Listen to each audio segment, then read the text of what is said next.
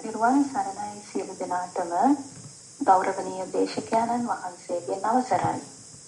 London ශ්‍රී සම්බෝධි බෞද්ධ භාවනා මධ්‍යස්ථානය මගින් සංවිධානය කර සූම් තාක්ෂණය ඔස්සේ පවත්වාගෙන යනු ලබන ධර්ම දේශනා දානමය පින්කම් මාලාවේ අද දිනයේදී වෙසක් පුර පසළොස්වක පුන් පොහොය නිමිති කරගනිමින් පවත්වනු ලබන මෙම ආරාධිත ධර්ම දේශනාව පැවැත්වීම සඳහා අප කෙරෙහි මහත් වූ කරුණාවෙන් අප විසින් කරන ලද ආරාධනය පිළිගනිමින් මෙතන ධම්සභා මණ්ඩපයට වැඩවදාළ නීතිරිගල නිස්සරණ වනය ආරණ්‍ය සේනාසන වාසී පින්වත් ගෞරවනීය දේශකයන්න් වහන්සේ වන නම කියන්න අවසරයි පූජනීය චන්දරත්න ස්වාමීන් වහන්සේව ධර්ම ගෞරවය පෙරදරව පළමු කොට පාද නමස්කාර පූර්වකව සාදු නාදදී පිළිගනිමු.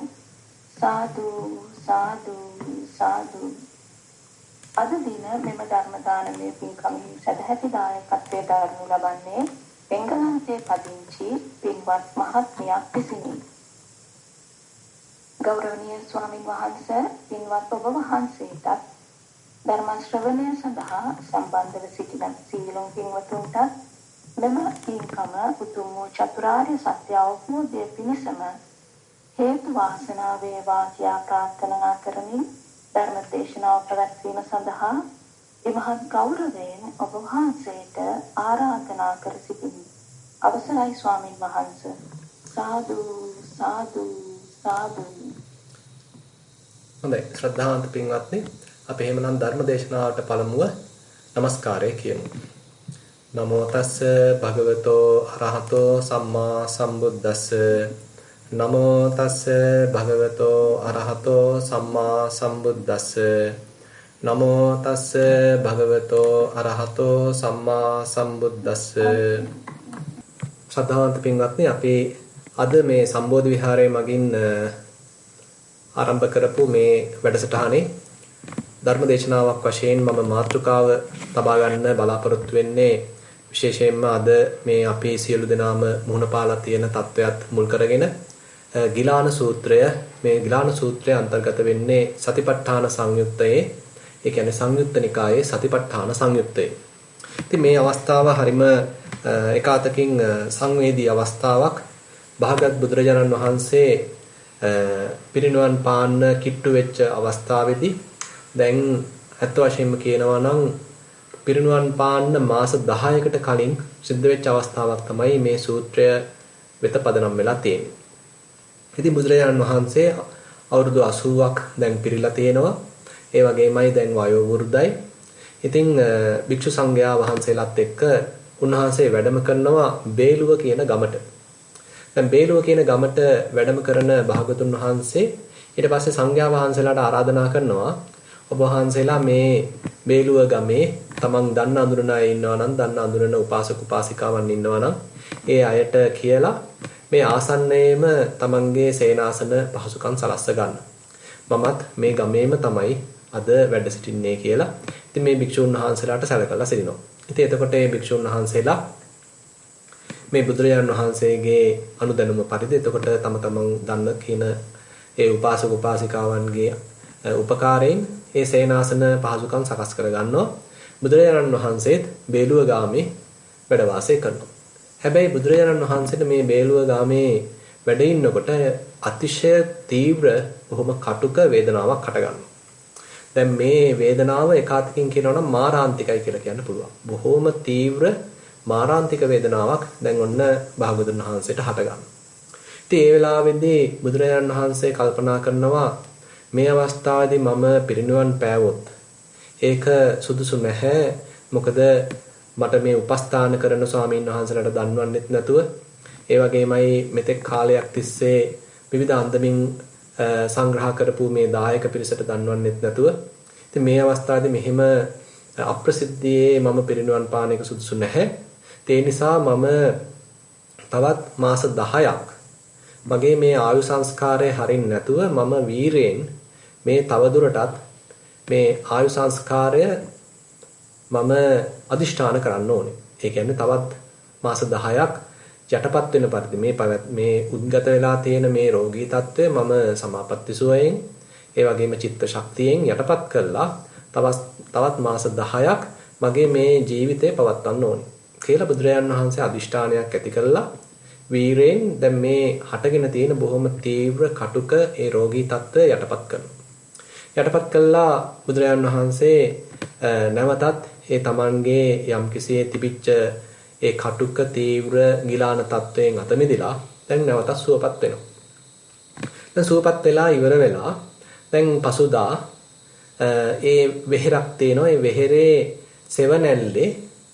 සෙවණැල්ල වැටලා තියෙන ප්‍රදේශයේ භාග්‍යවතුන් වහන්සේට සේනාසනයක් පනවනවා. එහෙමත් නැත්නම් පුටුවක් ආසනයක් පනවනවා. ඉතින් භාග්‍යවතුන් වහන්සේ ඒ වෙහෙරේ තිබිච්ච ඒ සෙවණැල්ල මුල් කරගෙන බොහොම සුව පහසුව ඒ ආසනයේ වැඩ සිටිනවා. ඉතින් මේ අවස්ථාවට සහභාගී වෙනවා ආනන්ද ස්වාමීන් වහන්සේ. ආනන්ද ස්වාමීන් වහන්සේ දකිනවා භාග්‍යවතුන් වහන්සේ බොහොම අමාරුවෙන් බොහොම දුෂ්කර අන්දමින් කාලය ගත කරන හැටි, බොහොම තීව්‍ර අන්දමින් ගිලන් වෙලා ඉන්න හැටි මේ ආනන්ද ස්වාමීන් වහන්සේ දකිනවා. දැකලා උන්වහන්සේ ප්‍රකාශයක් කරනවා ස්වාමීනි භාග්‍යවතුන් වහන්සේ මම ස්වාමීන් වහන්සේ මේ ගිලන් වෙලා ඉන්න බව දැක්කා. ඒ දැකලා භාග්‍යවතුන් වහන්සේගේ මේ தত্ত্বය දැක්කහම මට දිසා හරියට මතක නැති වුණා. මේ කොයි දිශාවෙද මම ඉන්නේ, කොයි පැත්තද මට පේන්නේ කියලා මට ඒ දිශා මාරු වෙන ගතියක් ඔක්කොම මට ඒ බඳු සත්‍යයක් තමයි මට උද්ගත වුණේ. ඒ වගේම මගේ තිබිච්ච මතකයත් මට එහෙ මෙහෙ වුණා. මට ධර්මයවත් හරියට වැටහුනේ නැහැ. මම සම්පූර්ණයෙන් මේ මගේ තිබිච්ච ප්‍රകൃතියේ සිහිය අඩපණ වෙලා මම බොහොම දුක්ඛිත මට්ටමකටපත් වුණා. නමුත් දැන් නැවතත් භාග්‍යතුන් වහන්සේ ප්‍රകൃති தත්වයටපත් වෙලා තිනවා. ඒ ගිලන් මට්ටමින් අත මිදලා තියෙනවා. ඒ නිසා මට ලොකු සහනයක් ඇති වුණා.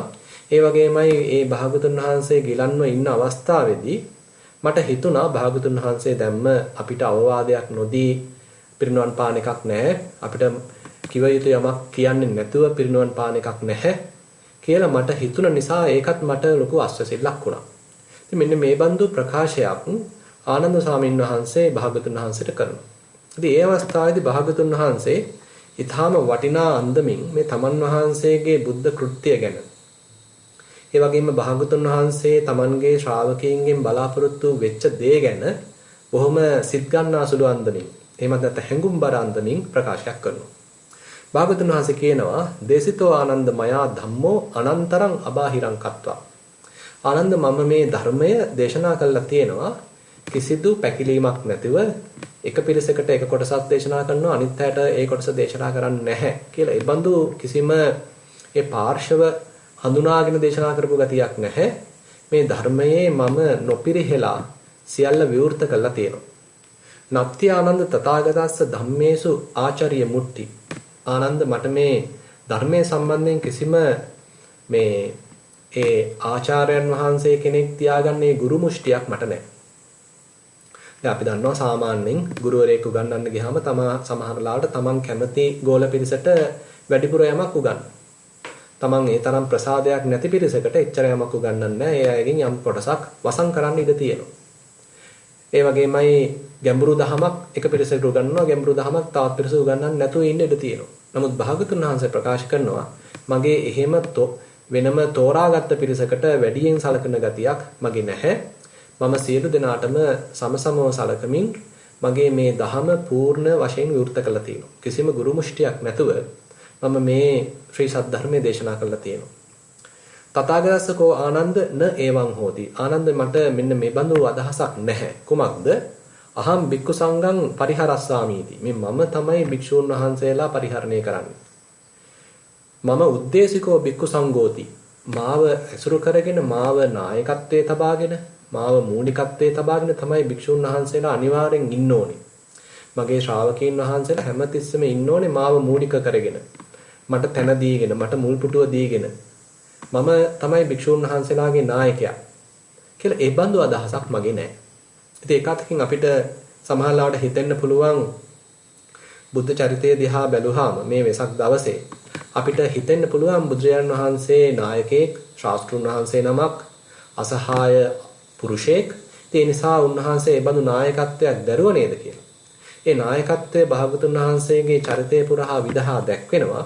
නමුත් ඒ බඳු තත්වයක් උන්වහන්සේ බලාපොරොත්තුෙන් ඒ ගැන උමනාවක් ඇති කරගෙන බලාපොරොත්තුවක් ඇති කරගෙන සියලුම භික්ෂු වහන්සේලා මට ගැති වෙන්න ඕනේ, මා කියන දේ අහන්න ඕනේ, අනිවාර්යෙන්ම මාව මූලික කරගෙන හැසිරෙන්න ඕනේ, මම තමයි නායකයා කියලා ඒ බඳු හැඟීමකින් භාගතුන් වහන්සේ කටයුතු කළේ නැහැ කියලා මේ සූත්‍රය දේශනා කරනවා. ඉතින් ඒකතකින් බුදුරජාණන් වහන්සේ මේ භික්ෂු සංඝයා පවා අතහැලිච්ච මනසකින් කිසිවක් උපාදාන කරන්නේ නැතුව කිසි කෙනෙක් උපාදාන කරන්නේ නැතුව ඒ අත්හල මනසකින් ඒ තමන් වහන්සේ ගත කළ ජීවිතය ගැන මේ ප්‍රකාශයෙන් ඇත්තරම අපිට විදහා දක්වනවා. ඊට පස්සේ බුදුරජාණන් වහන්සේ මේ තමන් වහන්සේගේ කය ගැන මේ අවස්ථාවේ ප්‍රකාශයක් කරනවා. ජින්නෝ බුද්ධෝ මහල්ලකෝ අද්දගතෝ වයෝ අනුප්පත්තෝ. ආනන්ද මම මේ වෙනකොට මගේ මේ වයස පහු කරලා තියෙන්නේ. මගේ කය ජීර්ණ වෙලා තියෙනවා. ජරා ජීර්ණ බවට පත් වෙලා තියෙනවා. වෘද්ධත්වයට පත් වෙලා තියෙනවා. වයසට ගිහිල්ලා තියෙනවා. මහලු වෙලා තියෙනවා. ඒ වගේමයි ආසීතියෝ මේ වයෝ වත්තති. දැන් මට 80 වයස් සපිරලා තියෙනවා. ඒතර අපිට තේරෙනවා දැන් මේ කරන ප්‍රකාශය භාගතුන් වහන්සේ පිරිනුවන් පාන්න බොහොම ආසන්න කාලයේදී කරපු ප්‍රකාශයක්. මේ වෙනකොට ඒ ශ්‍රී ශරීරය වැහැරිලා ගිහිල්ලා උන්වහන්සේගේ ශ්‍රී ශරීරය දැන් වෘද්ධියටපත් වෙලා මහලුවේටපත් වෙලා අවුරුදු 80කට පැමිණිලා. ඉතින් ඒක බුදුරජාණන් වහන්සේ බොහොම මනුස්ස ලීලාවෙන් හෙළි කරනවා. එතකොට අපිට තේරෙනවා මේ බුදුරජාණන් වහන්සේ කියන්නේත් මිනිස්සෙක්, ආශ්චර්යවත් මිනිස්සෙක්. ඉතින් උන්වහන්සේ තමන් වහන්සේ තුල තිබිච්ච මේ මනුස්ස ශරීරය ගැන නොපැකිලව අපිට හෙළි කරනවා. ඉතින් මෙහෙම ප්‍රකාශයක් කරලා බුදුරජාණන් වහන්සේ අතිශය ප්‍රබල අවවාදයක් දෙනවා මෙන්න මේ අවස්ථාවේදී. ඒක තමයි අපිට ශ්‍රාවක පිරිසක් වශයෙන් උන්වහන්සේව අනුගමනය කරන පිරිසක් වශයෙන් උන්වහන්සේගෙන් යමක් ඉගෙන ගන්න උත්සාහන්ත වෙන පිරිසක් වශයෙන් වටින්නේ. බුදුරජාණන් වහන්සේ කියනවා අත්ත දීපා විහෙරත අත්ත සරණා අනඤ්‍ය සරණා. ධම්ම දීපා ධම්ම සරණා අනඤ්‍ය සරණා. ඒ නිසා ආනන්ද ඔබ තමන්ව පිහිට කරගෙන හැසිරෙන්න. මේ අනිත්‍යය ගැන පිහිටක් බලාපොරොත්තු වෙන්න එපා. ධර්මය පිහිටක් කරගෙන හැසිරෙන්න. ධර්මයේ සරණ කරගෙන හැසිරෙන්න. වෙනත් පිහිටක් ගැන බලාපොරොත්තු තියන්න එපා. ඒක අතකින් අපි එක එක අන්දමින් භාගතුන් වහන්සේගෙන් පිහිට ඉල්ලන ගතියක් තියෙනවා. සමහරලාට බෝධි පූජා පවත්වනවා, සමහරලාට විවිධ යාඥා කරනවා. නමුත් ඒ එකක්වත් බුදුරජාණන් වහන්සේ අනුමත කරපු බවක් පේන්න නැහැ. ඒ වෙනුවට බුදුරජාණන් වහන්සේ ඒකාතකින් බොහොම නිර්භය ප්‍රකාශයක්, අභියෝගශීලී ප්‍රකාශයක් මේ තමන් වහන්සේගේ මේ ශ්‍රාවකයන්ට කරනවා. උන්වහන්සේ කියන්නේ මොකද්ද? අත්ත දීපා විහෙරත අත්ත සරණා අනඤ්‍ය සරණා. ඔබ තමන්ව පිහිට කරගෙන හැසිරෙන්න. මේ තමන්ව සරණක් කරගෙන හැසිරෙන්න. අනිත් අයගේ සරණ බලාපොරොත්තු වෙන්න එපා. ධම්ම දීපා ධම්ම සරණා අනඤ්‍ය සරණා. ඔබ ධර්මයේ පිහිට කරගෙන හැසිරෙන්න. ධර්මයේ සරණ කරගෙන හැසිරෙන්න. වෙනත් සරණක් ගැන හිතන්න යන්න එපා. ඉතින් එතකොට එකාතකින් බැලුවාම දැන් අපිටම තමයි වගකීම පැවරලා තියෙන්නේ. භාගතුන් වහන්සේ කියනවා මේ තමන් වහන්සේ මේ භික්ෂු සංඝයා ගැන එහෙම අපේක්ෂාවක්වත් නැහැ කියලා. අපේක්ෂාවක් තියාගෙන හිටියෙත් නැහැ කියලා. භික්ෂු සංඝයා වහන්සේලා එහෙමත් නැත්නම් තමන්ගේ ශ්‍රාවක ශ්‍රාවිකාවන් ගිහි වේවා පැවිදි වේවා ඒ අය මාව මූලික කරගෙන ඉන්න ඕනේ, මට කරු බුහුමන් දක්වන්න ඕනේ, මට මුල් පුටුව දෙන්න ඕනේ කියලා එහෙම කිසිම හැඟීමක් මට තිබුණේ නැහැ. ඒ වගේමයි ඒ අය මාවමයි ඉස්සරහින් තියාගන්න ඕනේ, මමම ඒ අයට මූලිකයි කියලා එහෙම හැඟීමක් මට තිබුණේ නැහැ. ඒ වෙනුවට දැන් අන්න භාගතුන් වහන්සේ මේ Tamanගේ ධර්මය අන්න අපේ මේ උන්වහන්සේගේ ශ්‍රාවකයන්ට බෙදා හැරලා කිසිම ගුරු මුෂ්ටියක් තබා ගන්න නැතුව කිව යුතු දේ නොපැකිලව දේශනා කළා. ඊට පස්සේ බුදුරජාන් වහන්සේ කියනවා මේ ධර්මයේම පිහිට කරගෙන කටයුතු කරන්න. ධර්මයමයි සරණ කරගෙන කටයුතු කරන්න තියෙන්නේ. ඒතර වෙනත් සරණක් වෙනත් පිහිටක් බලාපොරොත්තු වෙන්න එපා. තමාවම පිහිට කරගෙන තමාවම සරණ කරගෙන කටයුතු කරන්න. දැන් මෙන්න මේ බඳු ප්‍රකාශයක් දැන් කරනවා. ඉතින් ඒකතකින් ඒතර අපිට දැන් බලන්න සිද්ධ වෙනවා කොහොමද එහෙමනම් දැන් මේ තමාව පිහිට කරගෙන ධර්මයේ පිහිට කරගෙන තමාව සරණ කරගෙන ධර්මයේ සරණ කරගෙන අනුත් වෙනත් බාහිර සරණක් බාහිර පිහිටක් ප්‍රාර්ථනා කරන්න හොයන්නේ නැතුව කටයුතු කරන්නේ කොහොමද? අන්න ඒක එහෙනම් දැන් අපිට හිතන්න වෙනවා. ඒ අවස්ථාවේදී මේ කොහොමද කියන කාරණාවත් මේ ගිලාන සූත්‍රයේදී භාගතුන් වහන්සේ බොහොම නිවැරදිව එහෙම නැත්නම් ඍජුවම ප්‍රකාශ කරලා තියෙනවා. කොහොමද මේ තමාව පිහිට කරගෙන තමාව සරණ කරගෙන ධර්මයේ පිහිට කරගෙන ධර්මයේ සරණ කරගෙන හැසිරෙන්නේ? ඉදානන්ද බික්ඛු කායේ කායානුපස්සී විහෙරති ආතාපි සම්පජානෝ සතිමා විනය්‍ය ලෝකේ අවිජ්ජා දෝමනස්සං. ඔන්න එක ක්‍රමයක් භාගතුන් වහන්සේ කියලා දෙනවා. දැන් මේ භික්ෂු ශාසනයේ එහෙම නැත්නම් මේ ධර්ම විනයේ කටයුතු කරන අපාය බිය දක්නාසුළු වූ තැනැත්තෙක් යෝගාවචරයෙක් එයා මොකද කරන්නේ? කයෙහි කය අනුව බලමින් වාසය කරනවා. ආතාපි සම්පජානෝ සතිමා විනය්‍ය ලෝකේ අවිජ්ජා දෝමනස්සං. එයා කෙලස් තවන වීරයකින් යුක්තව සිහියෙන් යුක්තව මේ හිතේ පැන නගින විවිධාකාර ලෝභයන්, ද්වේෂයන් යම් පමණකින් යටපත් කරමින් කයෙහි කය අනුව බලමින් වාසය කරනවා. කායානුපස්සනාවක් වඩනවා. වේදනාසු වේදනානුපස්සේ විහෙරති ආතාපි සම්පජානෝ සතිමා විනය්‍ය ලෝකේ අවිජ්ජා දෝමනස්සං. මේ විවිධ පහළ වෙන වේදනාවන් අනුව සිහිය පවත්වමින් වේදනානුපස්සනාවක් සහිතව කටයුතු කරනවා. චිත්තේ චිත්තානුපස්සේ විහෙරති ආතාපි සම්පජානෝ සතිමා විනය්‍ය ලෝකේ අවිජ්ජා දෝමනස්සං. මේ හිතේ හිත අනුව බලමින් වාසය කරනවා. කෙලස් තවන වීරයෙන් යුක්තව බොහොම හොඳ සති සම්පජඤ්ඤයකින් යුක්තව ඒ වගේමයි හිතේ පහළ වෙන ඒ විවිධාකාර දැඩි ලෝභය, දෝමනස් ස්වභාවයන් ඒවා යටපත් කරගෙන කටයුතු කරනවා. ධම්මේසු ධම්මානුපස්සේ විහෙරති ආතාපි සම්පජානෝ සතිමා විනය්‍ය ලෝකේ අවිජ්ජා දෝමනස්සං. එතකොට ධර්මයන්හිත් ධර්මතාවයන්ගෙත් ඒ අනුව බලමින් වාසය කරනවා. ආතාපි වීරයකින් සතිමත් බවකින් කෙලස් තවන වීරයකින් යුක්තව. ඉතින් එතකොට බුදුරජාන් වහන්සේ මේ තමන් පිහිට කරගෙන තමන් සරණ කරගෙන ධර්මයේ පිහිට කරගෙන ධර්මයේ සරණ කරගෙන හැසිරෙන්නේ කොහොමද කියන කාරණාව විස්තර කරලා තියෙන්නේ සතර සතිපට්ඨාන ධර්මයන් මූලික කරගෙන. එහෙනම් අපිට උන්වහන්සේ සරණ ගිය පිරිසක් වශයෙන් භාගතුන් වහන්සේ අපේ ශාස්ත්‍රඥ වහන්සේ වශයෙන් පිළිගත්ත පිරිසක් වශයෙන් එහෙමනම් අපිට පොඩ්ඩක් සැලකිලිමත් වෙන්න අවශ්‍යයි. එහෙනම් බුදුහාඳුරෝ කියලා තියෙන්නේ කොහොමද අපිට හැසිරෙන්න කියලා. මෙන්න මේ හැසිරෙන ආකාරය ගැන එහෙනම් අපි පොඩ්ඩක් අපේ අවධානය යොමු කරන්න අවශ්‍යයි. ඒ වගේමයි මේ ප්‍රකාශය කරන්නේ බොහොම ප්‍රබල තැනකදී. දැන් මේ බුදු වෙච්ච අලුතදී හෝ එහෙම නැත්නම් මෙන්න සාමාන්‍ය මට්ටමකදී හෝ නෙමෙයි. අර භාගතුන් වහන්සේ තවත් මාස 10කින් පිරිනුවන් පාන්න තියෙද්දි තමයි මේ ප්‍රකාශය කරන්නේ. ආනන්ද සාමීන් වහන්සේ අර වගේ මේ භික්ෂු සංඝයා වෙනුවෙන් යම්සි ප්‍රකාශයක් තාම කළේ නැහැ නේද කියලා ඒ බඳු ආරාධනාවක් කරන පසුබිමකයි බුදුරජාණන් වහන්සේ මේ ප්‍රකාශය කරන්නේ.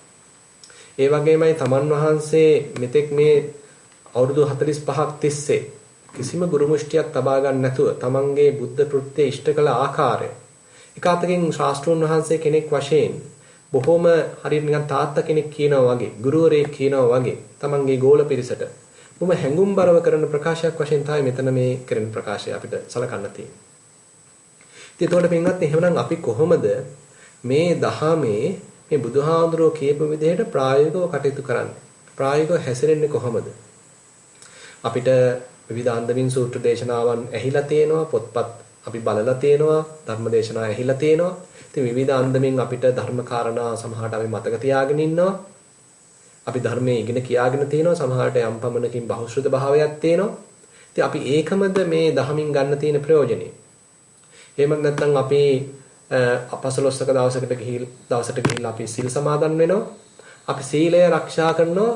පුළුවන් තරම් පන්සිල් රකිමින් ආජීවාෂ්ටමක සීලයක් සමාදන් වෙමින් ශක්ති ප්‍රමණයෙන් උපෝසත අට්ඨාංග සීලයක් සමාදන් වෙමින් ඉතින් අපි මේ විදිහට කටයුතු කරනවා වෙන්න පුළුවන්. ඒතර මේ පමණකින් සෑහීමකටපත් වෙන්න කියලාද බුදුහාඳුරෝ කියලා තියෙන්නේ. එහෙනම් අපිට පොඩ්ඩක් ඒ වගේ ප්‍රශ්න ගැන හිතලා බලන්න වටිනවා. දැන් මේ වෙසක් දවස මුල් කරගෙන මේ කරන සාකච්ඡාවේදී ඉතින් මේ බුදුහාඳුරෝ පිරිනිවන් පාන අවස්ථාවට තව මාස 10ක් තියෙද්දි තමයි මේ ප්‍රකාශය කළා තියෙන්නේ.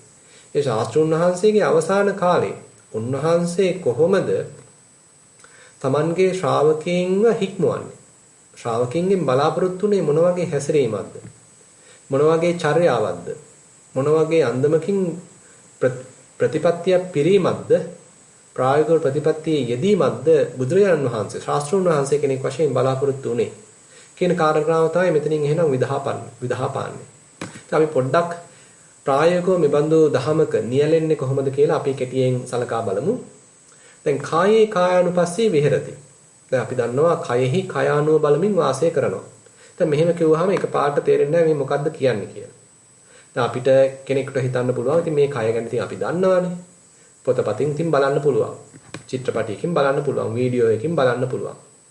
මේ කය සම්බන්ධයෙන් වෛද්‍යවරු ඉතින් අනේක ප්‍රමාණයක් දන්නවා. ඉතින් ඒ අය එතකොට මේ කායानुපස්සනාව වඩලා ඉවරද කියලා මේකේ ගන්න තියෙන ප්‍රයෝජනේ කායानुපස්සනාවේ ලැබෙන ප්‍රයෝජන ලබාගෙන තියෙන්නේ කියලා එහෙනම් විමසලා බලන්න වටිනවා. එතකොට ඒ අය කරන ඒ කාය විච්ඡේදනය හරහා ලබන දැනුමයි පොතකින් පතකින් අපි ලබා ගන්න දැනුමයි නැත්නම් අපි හිතින් හිතලා ලබා ගන්න දැනුමයි මේ භාගතුන් වහන්සේ කියන මේ කයෙහි කයානුව බැලීම අතර වෙනසක් තියෙනවද? අපිට පොඩ්ඩක් හිතලා බලන්න වටිනවා. දැන් පින්වත්නි කයෙහි කයානුව බලනවා කියලා කිව්වහම මේ කය ගැන එහෙනම් අපිට අවධානයෙන් සිටීමෙන් එතන මේ මොහොතේදී වර්තමානයේදී මේ කය හැසිරෙන ආකාරය ගැන අවධානයෙන් සිටීමෙන් තමයි එතකොට මේ කයෙහි කයානුව බලන්න වෙන්නේ. අපේ කය ඉඳවලා තියලා ඇවිදින කයක් ගැන ඉගෙන ගත්ත කියලා පොතේ පතේ තියෙන දෙයක් අපි කටපාඩම් කළා කියලා මේක හරියට සාර්ථක වෙන්නේ නැහැ. එහෙම නැත්නම් අපි වාඩි වෙලා ඉඳගෙන මේ කය කෑලි කපලා පෙන්වන චිත්‍රපටයක් බැලුවා කියලා මේ කටයුත්ත එහෙම සාර්ථක වෙන්නේ නැහැ. ඒ වෙනුවට මේ බුදුරජාණන් වහන්සේ එකතකින් මේ කියන ආර්ය පරිශ්‍රණය කරන්න මූලික වශයෙන් අපි තුල සකස් කරගත යුතු යම් කුසලතාවයන් කිහිපයක් මතු කරලා පෙන්නනවා. එකක් තමයි ආතාපි සම්පජානෝ සතිමා විනය්‍ය ලෝකේ අවිජ්ජා දෝමනස්සං කියන ඔන්නේ ප්‍රකාශයෙන් හෙළිදරව් වෙන්නේ. ආතාපි.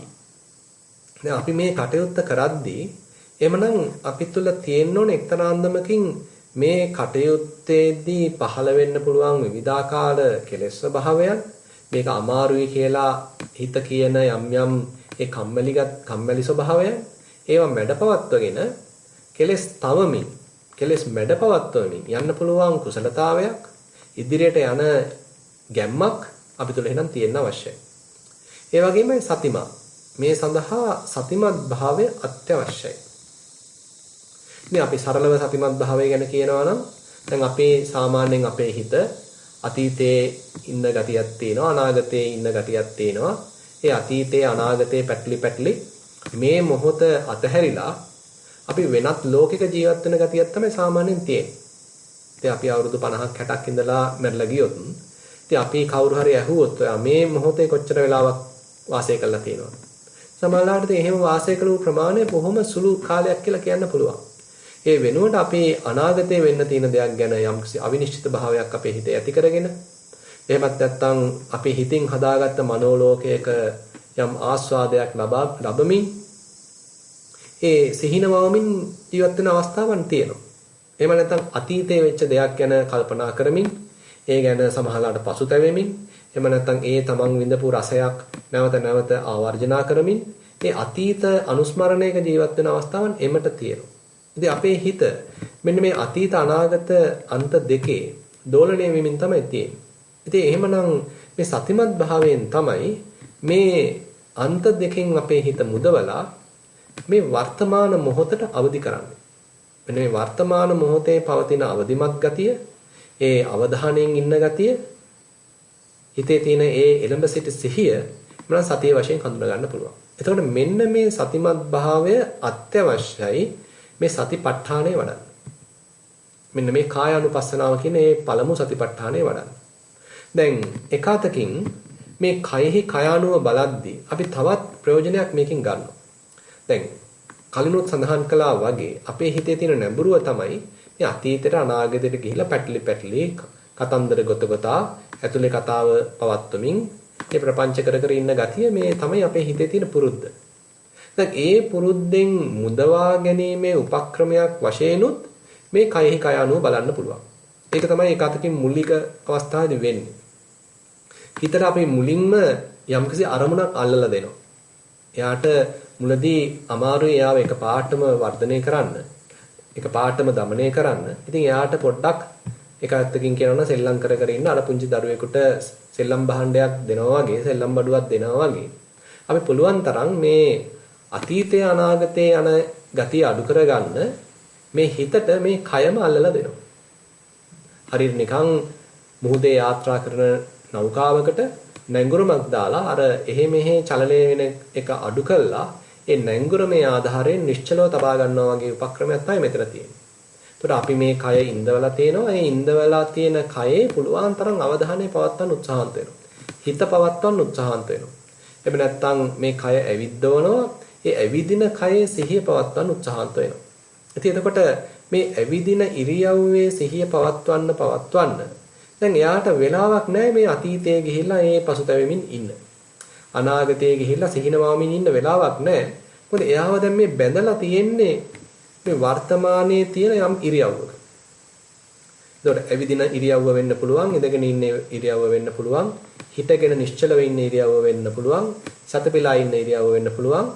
ඒතර මේ ප්‍රධාන ඉරියව්වල අපි ඒ ඉරියව්ව පවත්වනකොට ඒ ගැන අවධානයෙන් ඉන්නවා නම් ඒ ගැන අපි සිහිය යොමු කරනවා නම් එතනින් අන්න අර හිත ප්‍රපංච කර කතන්දර ගොතා සිහිනමවමවා පසුතැවෙමින් ඒ ගත කරන කාල පරිච්ඡේදය අඩු වෙලා මේ මොහොතට එක්තරා අන්දමකින් යම්කිසි සම්බන්ධයක් ඇති වෙනවා. අර විෂම චක්‍රය බිඳිලා විටින් විට මේ මොහොතේ ජීවත් වෙන ගතියක් දැන් මේ යෝගාවචරය හඳුන ගන්නවා. ඉතින් ඒක හරියට නිකන් අර මහා ගල් පර්වතයකට මේ කුළු ගෙඩි පහරක් ගහමින් වාසය කළා. යම් අවස්ථාවක එතන යම් පැලිරක් ඇති වෙනවා වගේ මේ අපේ හිතත් ඒ ගමන් කරමින් තිබිච්ච මේ විෂම චක්‍රයෙන් අත මිදලා යම් අවස්ථාවකදී හොඳට සිහිය එළඹ සිටි ගතියක් අනේ යෝගාවචරයට හඳුනා ගන්න පුළුවන්. එතෙන්දී යාට තේරෙනවා යම් කිසි වෙනසක්.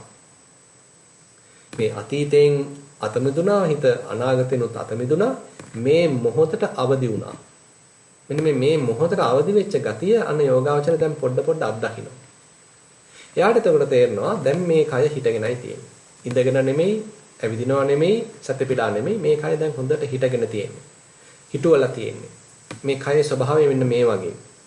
මේ කය දැන් ඉඳවලා තියෙන්නේ. දැන් මේක නිකන් හරියට හුඹහක් තිබ්බා වගේ නැත්තම් වෙහෙරක් තිබ්බා වගේ. දැන් මේකේ තියෙන ස්වභාවයේ ස්වરૂපය මෙන්න මේ වගේ. හැඩය මෙන්න මේ වගේ. කියලා එක්තරා අන්දමකින් ඒ කය වෙත නැඹුරු වෙච්ච ගතියක්. කය වෙත හිත යොමු වෙච්ච ගතියක්. අපේ තියෙන සිහිය සම්පූර්ණයෙන්ම කය වෙත එකතු වෙච්ච ගතියක් අන යෝගාචරයට පොඩ දැනෙන්න පුළුවන්. දැන් මේක පොඩ වර්ධනය වෙනවා. දැන් මේක වර්ධනය වෙනකොට දැන් බුදුහාමුදුරුවෝ ඊළඟ පියවරක් අපිට හඳුන්වලා දෙනවා සම්පජානෝ.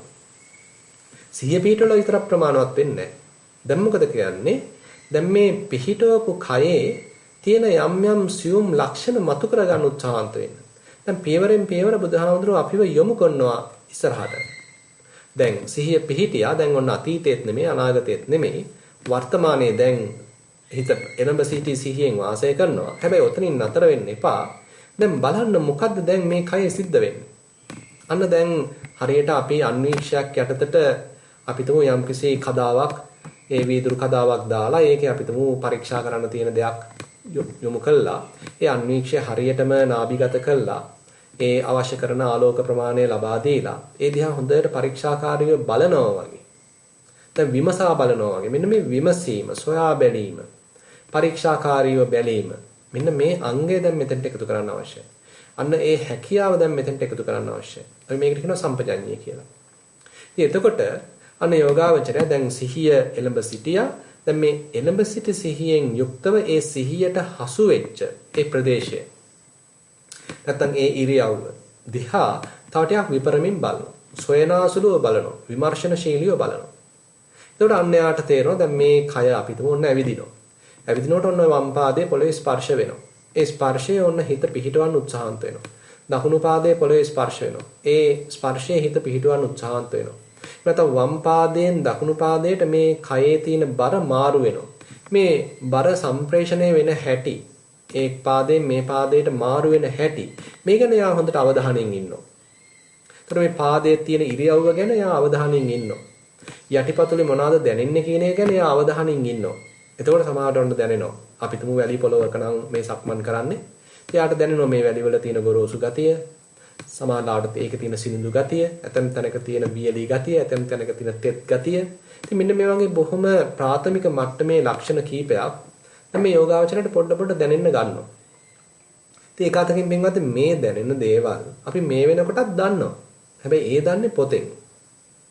මේ පොතේ දැනුම නෙමෙයි මෙතෙන්දී බලාපොරොත්තු වෙන්නේ. මෙතෙන්දී අපි ඍජුවම ඒ අවස්ථාවේදී මේ කය ස්පර්ශ කරන නැත්නම් ඒ කය අත්දකින දේ පිළිබඳව එතනම ඒ මොහොතේම ඍජුව ලබන අත්දැකීම ගැන තමයි මෙතෙන්දී කතා කරන්නේ. එතකොට මෙන්න මේ සතිපට්ඨානයේ තියෙන එක ප්‍රධාන ලක්ෂණයක් තමයි ඒ මොහොතේ එතන ලබන ඍජු අත්දැකීම.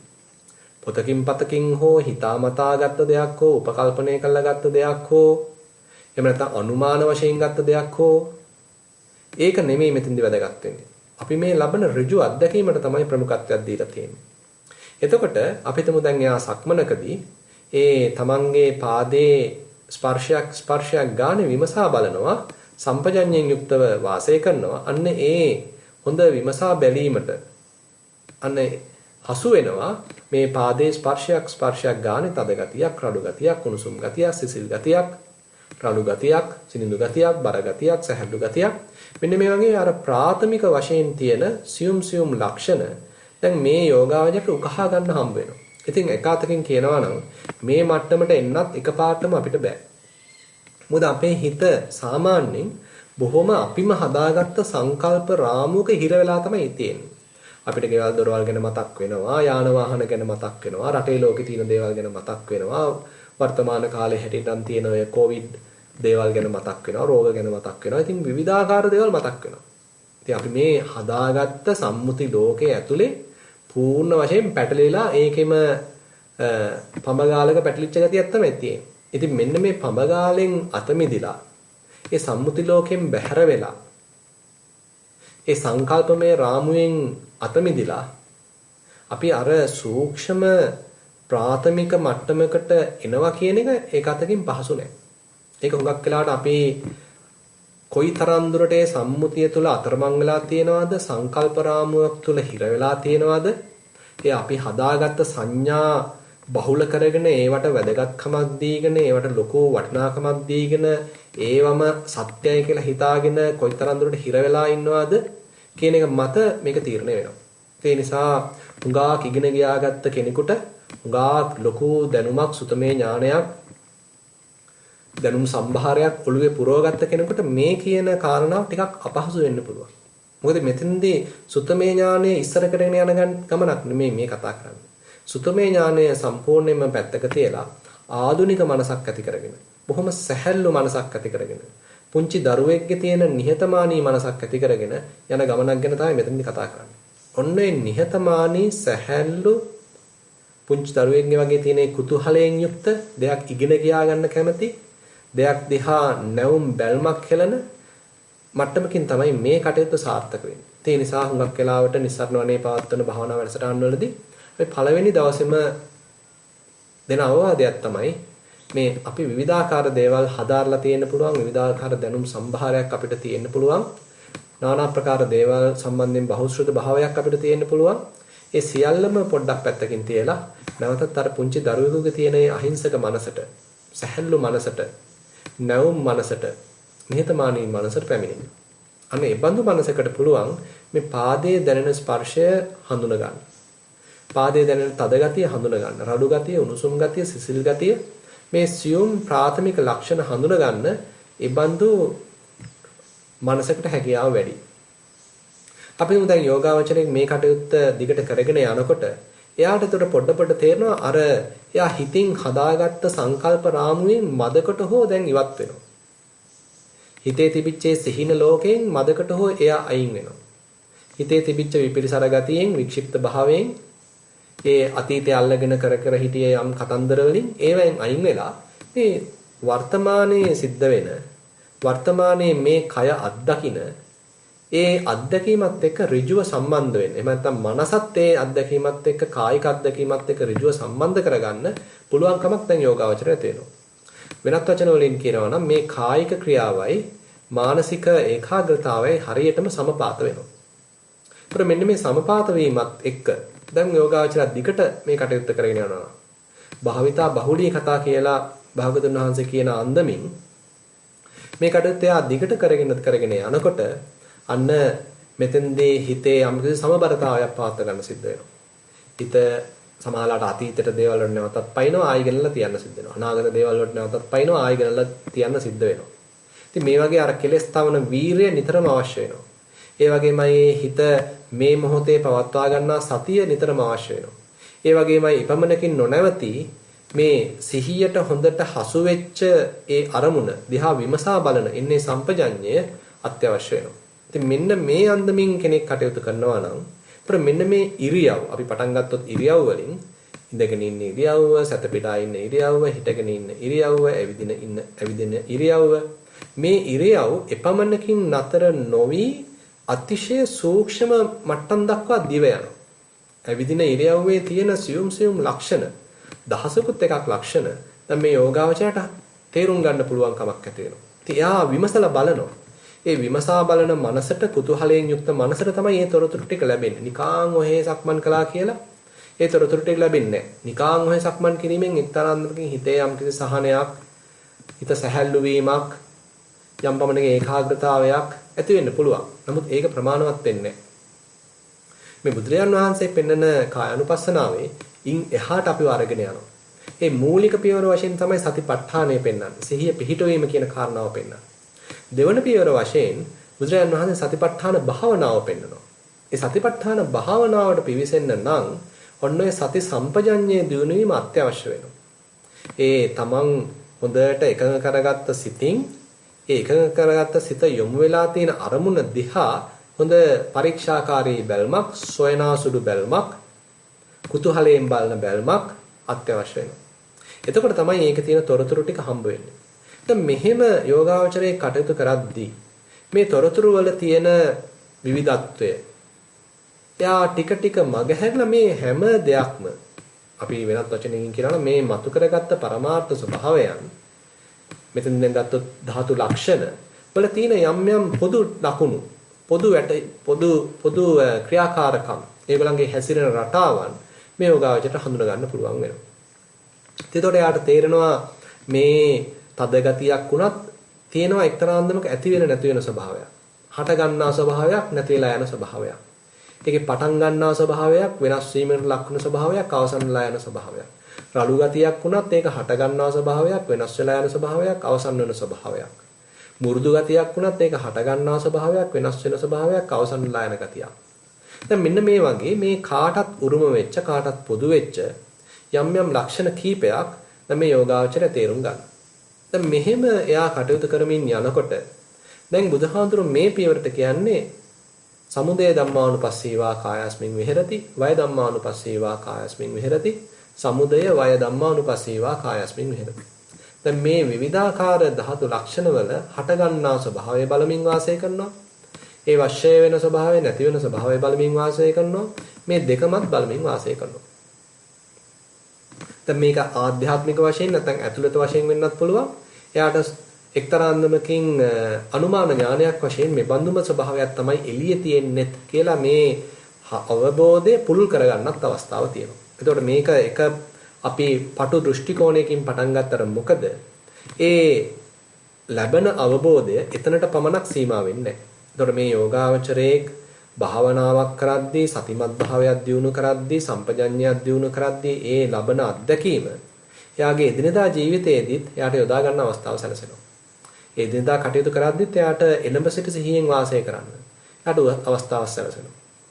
අපි හිතමු දැන් මෙයා තවදුරටත් මේ කටයුත්තේ නියැලෙනකොට මේ දේවල් පිළිබඳව යම් අවබෝධයක් ගැඹුරක් තව වැටහෙන්න පටන් ගන්නවා. එයාට තේරෙනවා මේ ඇතුලේ තියෙන්නේ එක්තරා අන්දමකින් ධාතු ස්වභාවයක් පමණයි. එළියේ තියෙන්නේ හුදෙක් ධාතු ස්වභාවයක් පමණයි.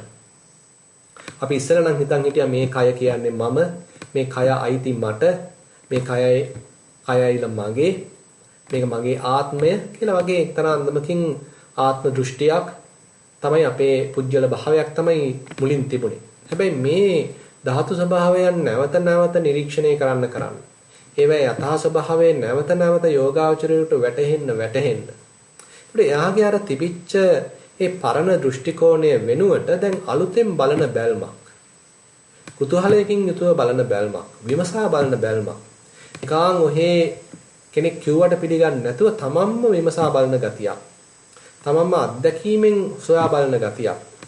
වර්තමාන මොහොතේ ඒ එළඹ සිටි සිහියෙන් මේ කය පවතින අවස්ථාවේදී සොයා බලන ගතියක් නිසා යෝගාවචරයට මුළු ජීවිතේම නැත්තම් මුළු දවසම එයාට මේ ධාතු මනසිකාරයක් වශයෙන් ගත්තොත් ඔන්න ධාතු මනසිකාරයේ වැඩිම සඳහා අත්තලක් සපයනවා. හරියට නිකන් ක්ෂේත්‍රයක් සපයනවා. එතකොට මොකද වෙන්නේ? දැන් එයාට තේරෙනවා මේ කයක් කියලා හිතාගෙන හිටියට, මේ මමෙක් කියලා හිතාගෙන හිටියට, මේ පුජ්‍යලයක් කියලා හිතාගෙන හිටියට, මේ නැත්තම් යම්සි නමක් ගමක් දීලා තොරතුරක් මේ තනතුරක් දීලා එහෙම නම් ගම් අපි දීලා හිතයට ඒවල ඔක්කොම සම්මුති පමණයි. ඒවා ඔක්කොම මේ සංකල්ප පමණයි කියලා ඒ වෙනුවට අන්න බොහොම යෝනිසෝ මනසිකාරකින් ඇති කරගත්ත ගැඹුරු මට්ටමකින් මේ යෝගාවචරය දැන් අමුතු පැත්තකින් මේ දිහා මේ අත්දැකීම් දිහා බලන්න අන්න පෙළඹෙනවා. එයාට අන්න ටික ටික මේ අවබෝධය ලැබෙන්න සමහරවිට මේ කය විනිවිද ගිහිල්ලා මෙතන තනි ඒකකයක් නෙමෙයි මෙතන හුදු ධාතු රසක් පමණයි තියෙන්නේ කියන රාශි සංඥාව පහළ වෙන්න ඉඩ තියෙනවා. නැත්නම් අපි සාමාන්‍යයෙන් කියන මේ ඝන සංඥාව අයින් වෙලා මෙතන මේ තනි ඒකකයක්, තනි ඝනයක්, තනි එකක් නෙමෙයි මෙතන තියෙන හුදෙක් ධාතු ක්‍රියාකාරීත්වයක් කියලා එක්තරා අන්දමින් අර දෘෂ්ටියේ වෙනස් වීමක්, සංඥාවේ වෙනස් වීමක් වෙන්න ඉඩ තියෙනවා. හරියට බුදුහාඳුරෝ උපමාවක් වශයෙන් කියනවා මේ හරක් මරණ තැනැත්තෙක් ඒ හරකෙක් මරණ වෙලාවේදී එයාට තිබුණා සතෙක් කියන හැඟීම. නැත්නම් හරකෙක් ගවයෙක් කියන හැඟීම තමයි එයා ගාව තිබුණේ. ඒ සංඥාව තමයි සත්ව සංඥාව තමයි තිබුණේ. හැබැයි අපි හිතමු මේ තැනැත්තා ඒ ගවයා ඝාතනය කළා. අපි හිතමු හැම ගහලා ඊට පස්සේ කෑලි කපලා ඒ තවත් තැනක තියාගෙන ඒවා විකුණනවා නම් මස් විකුණනකොට හරක් මස් විකුණනකොට දැන් එයාගේ හිතේ තියෙන මස් කියන සංඥාව. එතකොට මරණ අවස්ථාවේදී සත්ව සංඥාවක් තිබුණාට දැන් මේ මස් විකුණනකොට හරකෙක් විකුණනවා කියන සංඥාවක් දැන් එයාගේ හිතේ නැහැ. දැන් එයාගේ හිතේ තියෙන මස් විකුණනවා කියන සංඥාව. අන්න ඒ වගේ යෝගාවචරයාගෙත් මුලින් තිබිච්ච සත්ව සංඥාව, මුලින් තිබිච්ච පුද්ගල සංඥාව, මුලින් තිබිච්ච මමත්වය ටික ටික මෙබඳු භාවනාවක් වඩන්න ප්‍රහාණය වෙලා, ෂේ වෙලා ගිහිල්ලා මෙතන තියෙන හුදෙක් ධාතු ස්වභාවයක් කියලා යම් අවබෝධයක් මේ තැනත්තාගේ හිතේ ඇති වෙන්න පටන් ගන්නවා. අපි සාමාන්‍යයෙන් වෙනත් වචන වලින් කියනවා එක්තරා අන්දමක යථාභූත ඥාන දර්ශනයක් දැන් මෙයාගේ හිතේ ඇති වෙන්න පටන් ගන්නවා. පින්වත්නි මෙබඳු නිවැරදි අවබෝධයක් ඇති වෙනවා නම් බුදුරජාණන් වහන්සේ කියනවා ඒ අවබෝධය නිසාම මේ තමන් අල්ලගත්ත, දැඩිව ග්‍රහණය කරගත්ත, උපාදානය කරගත්ත ඒ ඇලුම් කරපු මේ දේවල් ගැන එක්තරා අන්දමක කලකිරීමක් අවබෝධයේ මත පදනම් වෙච්ච නිබ්බිදාවක් කලකිරීමක් ඇති වෙනවා. ඒක වළක්වන්න බෑ. මොකද අපි අල්ලගෙන ග්‍රහණය කරගෙන මගේ කියාගෙන ඉන්නේ එතන ලොකු සාරයක් නැත්නම් මගේ වශයෙන් පවත්වන්න පුළුවන් බවක් මේකෙන් සැපක් ලැබෙනවා කියලා හිතා ගැනීමක් මෙතන නිත්‍ය ස්වභාවයක් තියෙනවා කියලා හිතා ගැනීමක් තියෙන නිසා ඒ බඳු වැරදි වැටහීමක් තියෙන නිසා අවිද්‍යාවක් තියෙන නිසා තමයි අපි මේ අල්ල බදාගෙන ඉන්නේ ඇලිලා ඉන්නේ. නමුත් ඒ වෙනුවට දැන් මොකද වෙන්නේ මේ විමසා බැලීම හරහා ඒ තැනත්තා නැවත මේක යථා ස්වභාවය තමයි හඳුනගන්නේ. මේ කය දිහා ඍජුව එතන බලබලා කායේ කායානුපස්සී විහෙරති.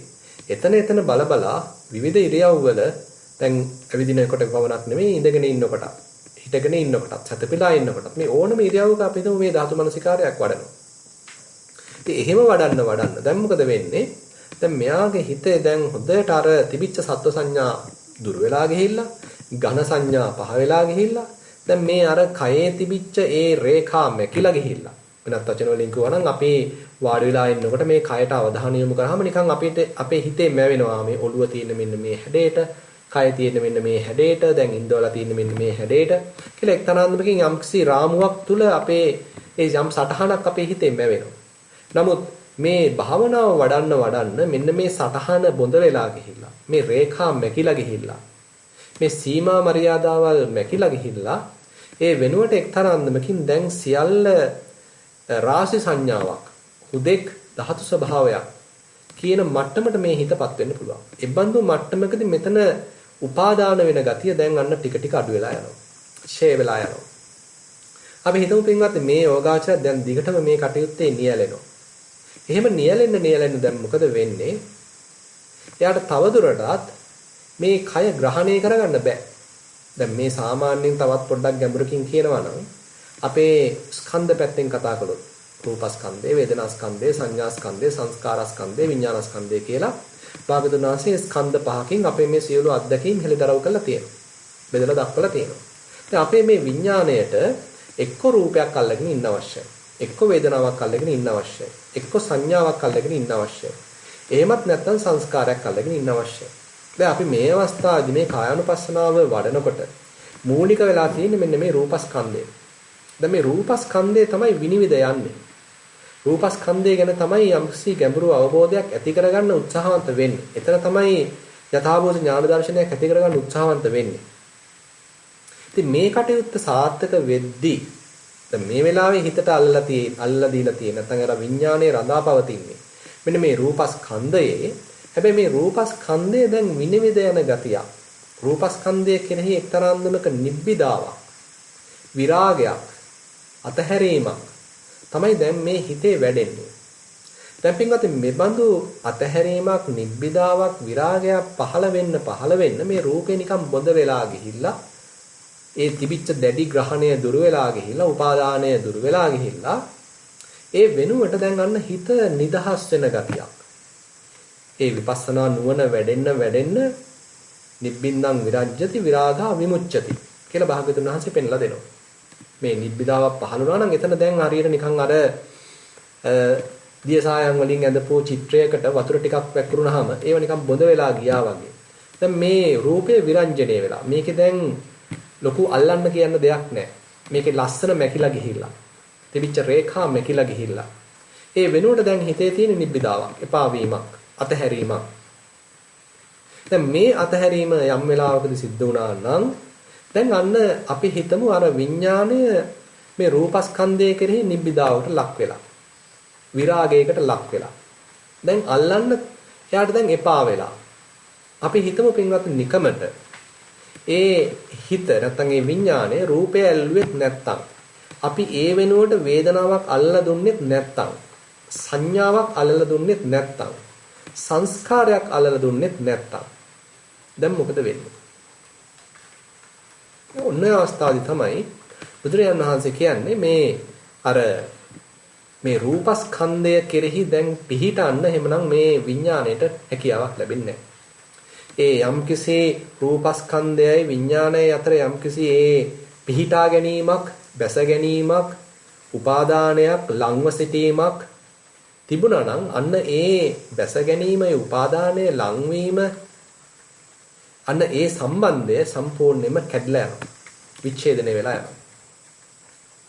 ඉතින් මෙන්න මේ බඳු ස්වභාවයක් ඇති වුණා නම් මේ විඥාණයට පිහිටන්න තැනක් නැති වෙනවා. අපපතිත්‍ිත මට්ටමකටපත් වෙනවා. එතකොට අන්න බුදුහාමුදුරුවෝ කියනවා දැන් එක අතකින් මේ හිත නිදහස් වීමක්, විමුක්ත වීමක් සිද්ධ වෙන්න පුළුවන්.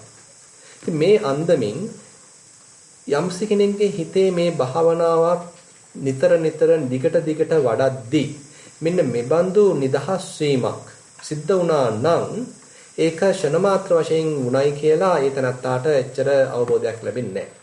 ඒක දැනෙන්නේ නැහැ. ඒ කියන්නේ හැඟීමක් ඇති වෙන්නේ නැහැ. නමුත් මේ කටයුත්තේ නිතර නිරත වෙනකොට, භාවිතා බහුලීකృత කරනකොට හැබැයි මේ අවස්ථාව නැවත මේ යෝගාවචරය අත්දකින්න. නැවත අත්දකින්න. ඒ අත් වෙන ප්‍රතිඵලය පවතින කාල පරිච්ඡේදය ටික දීර්ඝ වෙන්න පුළුවන්. මුල් අවස්ථාවේදී ෂණ මාත්‍රයයි. ඊළඟ අවස්ථාවේදී ෂණ කීපයක්. ඊළඟ අවස්ථාවේදී ඔන්න අපි හිතමු විනාඩියක්. ඊළඟ අවස්ථාවේදී විනාඩි 2ක්. ඊළඟ අවස්ථාවේදී විනාඩි 5ක්. කිසිම අරමුණකින් තොරව, කිසිවක් උපාදාන නොකර, කිසිවක් ඇසුරු නොකර ඉන්න පුළුවන් සිතක් මේ විනාඩි 5කට පවතිනවා නේද කියලා සමහර ලාවට මේ යෝගාචරයට හැඟෙන්න ඉඩ තියෙනවා. එහෙම නැත්නම් යම් කල්යාණ මිත්‍ර ඇසුරක් කරහා ඇහෙන්න ඉඩ තියෙනවා. ඒ සඳහා යම් යොමු කිරීමක් කරන්න ඉඩ තියෙනවා. දැන් මේ යෝගාචරයට තවත් ටිකක් ඇස් ඇරුණොත්, තවත් ටිකක් මේ පැන්තෙන් නුවණක් පහළ වුණොත්, විපස්සනා නුවණක් අවදි වුණොත්, දැන් එයාට හිතෙන්න පුළුවන්. ඉතින් එතකොට මේ හිතට මෙබඳු කයක ඇලි ගැලි ග්‍රහණය කරගෙන උපාදාන කරගෙන වාසය කරන්නේ නැතිව කිසිවක් උපාදාන කරන්නේ නැතුව කිසිවක් ඇසුරු කරන්නේ නැතුව කිසිවක් අල්ල බදා ගන්න නැතුව බොහොම නිදහසේ සුවසේ සැහැල්ලුවෙන් ඉන්න පුළුවන් කමක් තියනවා නේද? මේ රූපය ඇසුරු කරනවා කියන එක අත්‍යවශ්‍ය නැහැ නේද? වේදනාවක් ඇසුරු කරනවා කියන එක අත්‍යවශ්‍ය නැහැ නේද? සංඥාවක් ඇසුරු කරනවා කියන එක අත්‍යවශ්‍ය නැහැ නේද? සංස්කාරයක් එක්ක පැටලි ඉන්නවා කියන එක අත්‍යවශ්‍ය නැහැ නේද? කියලා අන්න යෝගාවචරයේ හිතේ යම්කිසි පරිවර්තනයක්, පෙරලියක්, විමසා බැලීමක් සිද්ධ වෙන්න ඉඩ තියෙනවා. අපි හිතමු පින්වත්නි දැන් මේ යෝගාචරය මේක දිගටම කළා නම් එතකොට යාට තේරෙන්න ඉඩ තියෙනවා ඇයි මේ නිදහස අහිමි වෙන්නේ? මේ හිතට යම් හැකියාවක් දැන් මේ ප්‍රගුණ වෙමින් එනවා නිදහසේ ඉන්න, ස්වාධීනව ඉන්න, කිසිවක් උපාදාන නොකර ඉන්න, අනිශ්චිතව වාසය කරන්න. එතකොට මෙහෙම දිගට ඉන්න බැරි ඇයි? එබඳු දිගට ඉඳීමේ ප්‍රතිපදාවක් එහෙමනම් ඒ යෝගාචරයට සොයන්න සිද්ධ වෙනවා. මොකද එයාගේ නුවණ මුහුකුරා යන්න නුවණේ යම් පරිණාමයක් සිද්ධ වෙන්න පරිණත වීමක් සිද්ධ වෙන්න. ඉතින් අන්න බුදුහාඳුරෝ ඊළඟට මේ සතිපට්ඨාන භාවනා ගාමිනින්ච පටිපදා කියලා මේ සතිපට්ඨානයේ තියෙන තුන්වන පියවර අපිට කියලා දෙනවා. ඒ කියන්නේ මොකද්ද? මේ එබඳු විපස්සනා නුවණකට සරිලන අන්දමින් එබඳු විපස්සනා නුවණක් තව තව පෝෂණය වෙන අන්දමින් එබඳු විපස්සනා නුවණක් තව තව පරිණත වෙන අන්දමින් හැසිරෙන්න යම් ප්‍රතිපදාවක් එහෙමනම් අනුගමනය කරන්න සිද්ධ වෙනවා. ඒ යෝගාවචරයට එහෙමනම් සීල සමාධි ප්‍රඥා කියන මෙන්න මෙබඳු ප්‍රතිපදාවක යම් ගමනාරම්භයක් යට කරන්න සිද්ධ වෙනවා. මේ වෙනකොටත් යම් පමණකට මේ යෝගාචරය ඒ ගමන ආරම්භ කළා තියෙන්නේ. නමුත් එබඳු ඒ සීලයක් මත පදනම් වෙලා හිතේ ඒකාග්‍රතාවයක්, සමාධිමත් භාවයක්, පැහැදිලි භාවයක් මුල් කරගෙන තවදුරටත් ප්‍රඥාව වඩමින් ඒ ගමන් කරන සීල සමාධි ප්‍රඥා ශික්ෂාවක තියෙන වටිනකම අන්න යෝගාචරයට හඳුන ගන්න ඉඩක් ලැබෙනවා.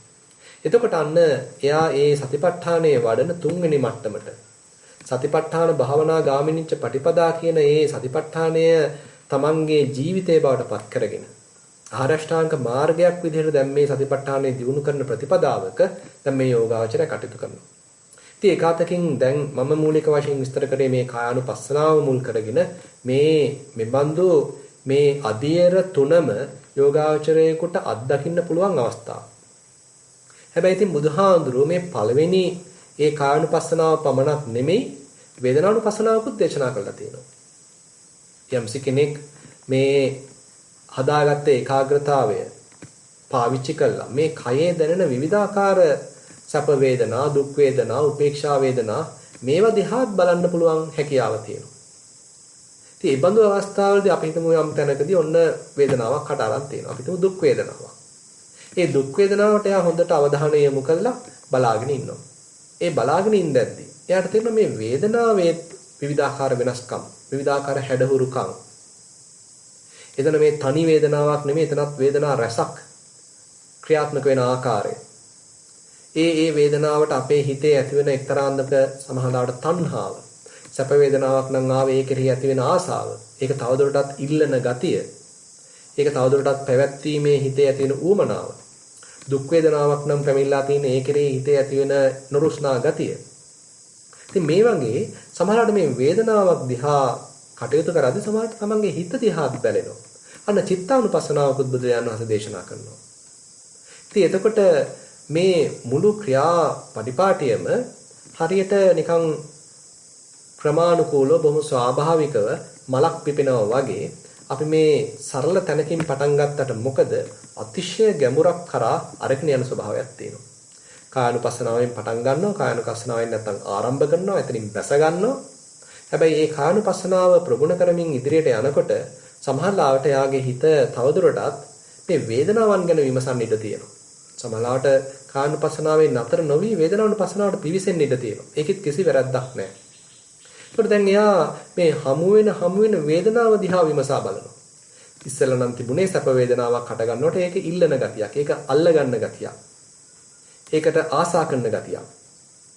දුක් වේදනාවක් පහළ වුණාම ඒක කෙරෙහි ගැටෙන ගතියක්. ඒක එපා කියන ගතියක්. උපේක්ෂා වේදනාවක් නම් ඔහේ ඉතින් අත්හැරලා දාන ගතියක්. නමුත් දැන් යෝගාවචරය එහෙම නෙමෙයි. මේ විවිධාකාර වේදනාවන් විමසන ගතියක්. ඒකෙන් ඉගෙන ගන්න ගතියක්. ඒක විමසාලන ගතියක්. ඒ ගැන සම්පජඤ්ඤය සතිය ප්‍රඥාව දියුණු කරන ගතියක්. මේක දැන් හරියට යාඥා වැඩපලක් වෙලා. දැන් වේදනානුපස්සනාව කමටහන වෙලා. එතකොට අන්න ඒකෙන් ප්‍රඥාවක් උපදින ගතිය, ඒ කෙරෙහි වේදනාවන් මුල් කරගෙන අර අපි කතා කරපු ඒ යථාභූත ඥාන දර්ශනයක් ඇති වෙන ගතිය බුදුහාඳුර පෙන්ලා දෙනවා. දැන් එතකොට මේ වේදනාවලත් තියෙන ඒ සමුදය ධම්මානුපස්සීවා වේදනාසු විහෙරති, වය ධම්මානුපස්සීවා වේදනාසු විහෙරති, සමුදය වය ධම්මානුපස්සීවා වේදනාසු විහෙරති. අන්න සතිපට්ඨාන භාවනාවක් ඊළඟට යෝගාචරය වඩනවා. ඉතින් මේම අපි අර කායानुපස්සනාවේ ධාතු මනසිකාරයක් මුල් කරගෙන දේශනා කළා වගේ දැන් වේදනානුපස්සනාව මුල් කරගෙනත් මේ යෝගාචරයාගේ හිතේ ඒ නුවණ වර්ධනය වෙමින් එක්තරා අන්දමක පරිණත භාවයක් දක්වා යන්න ඉඩ තියෙනවා. ඒතර මේ වේදනාව මුල් කරගෙනත් අර කිව්වා වගේ හිත නිදහස් වීමක්. කිසිවක් උපාදාන නොකර කිසිවක් අල්ලගන්නේ නැතුව ඊළඟට කිසිවක් ඇසුරු කරන්නේ නැතුව ඒ හිතේ යම්කිසි නිදහස් බවක් විමුක්ත ස්වභාවයක් ඇති වෙන්න ඉඩ තියෙනවා.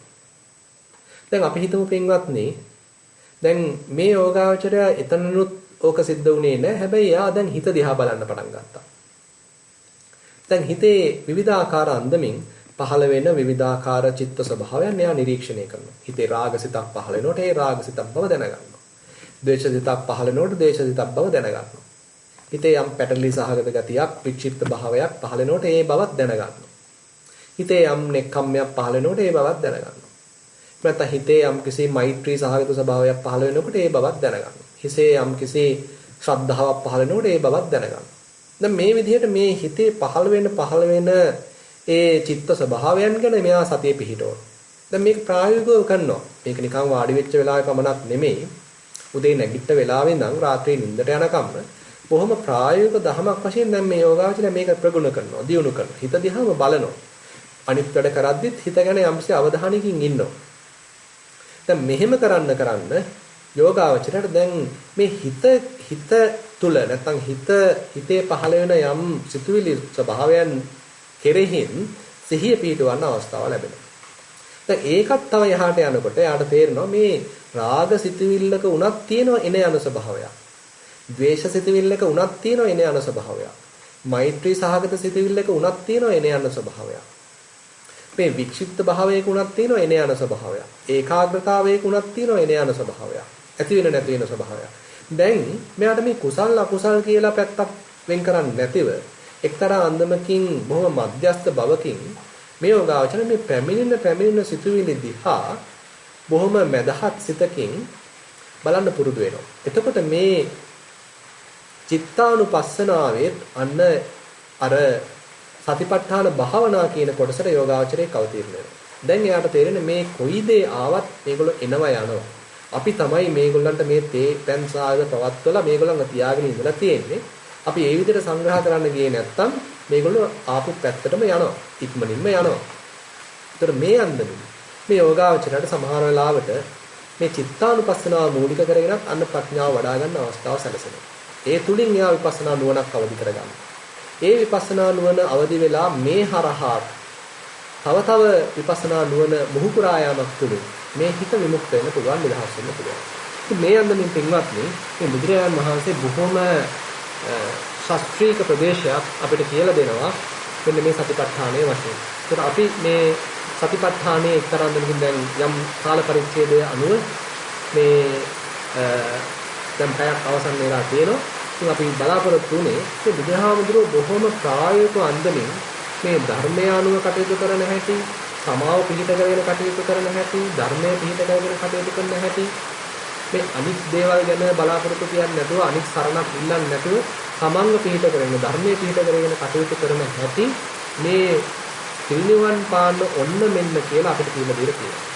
මේක මේ දැන් කියපු දෙයක් නෙමෙයි, භාගතුන් වහන්සේ අනන්ත කාලයක් තිස්සේ කියපු දේ නැවතත් මතු කළා ආනන්ද ස්වාමීන් වහන්සේට හරියට නිකන් තොක්කක් කන්නලා කියලා දුන්නා වගේ කියලා දීලා තියෙනවා. ඒ නිසා පින්වත්නි අද මේ වෙසක් දවසේ ඒ ශාස්ත්‍රඥ වහන්සේ මුල් කරගෙන අපිත් මෙබඳු ප්‍රතිපත්ති පූජාවක් පවත්වන්න අපි උත්සාහන්ත වෙමු.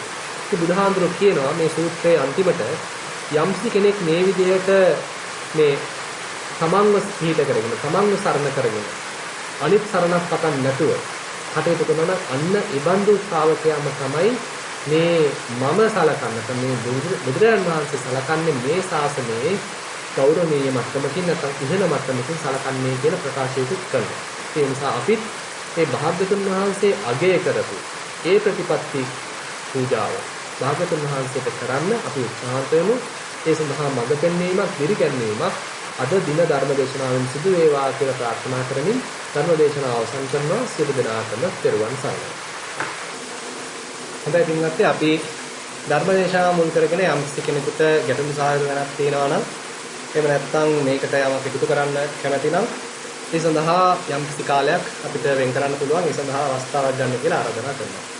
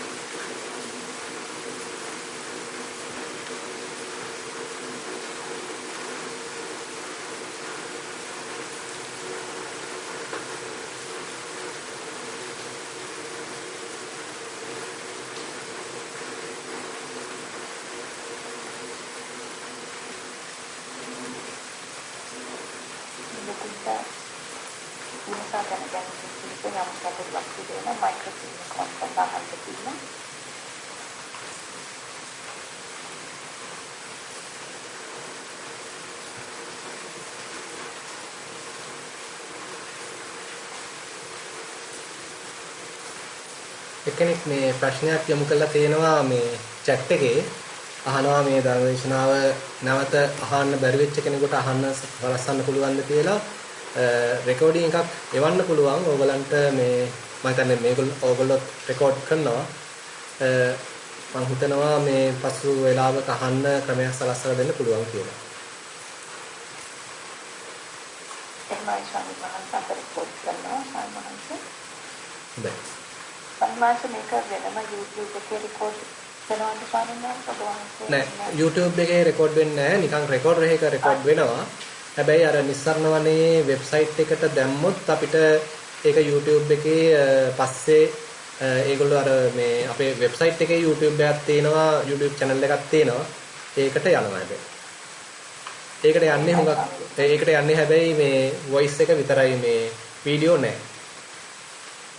එහෙමයි ස්වාමීන් වහන්සේ. අපිට අපි ඔඩියෝ රෙකෝඩින් එක ඔබ වහන්සේ ලැබෙන්න සැලසුවොත් ඒක ඒ විදිහට ඉන්නකොට YouTube එක මගින් ශ්‍රවණය කරන්න සලස්වන්න පුළුවන් වේවි. ඔව්. ඔව්.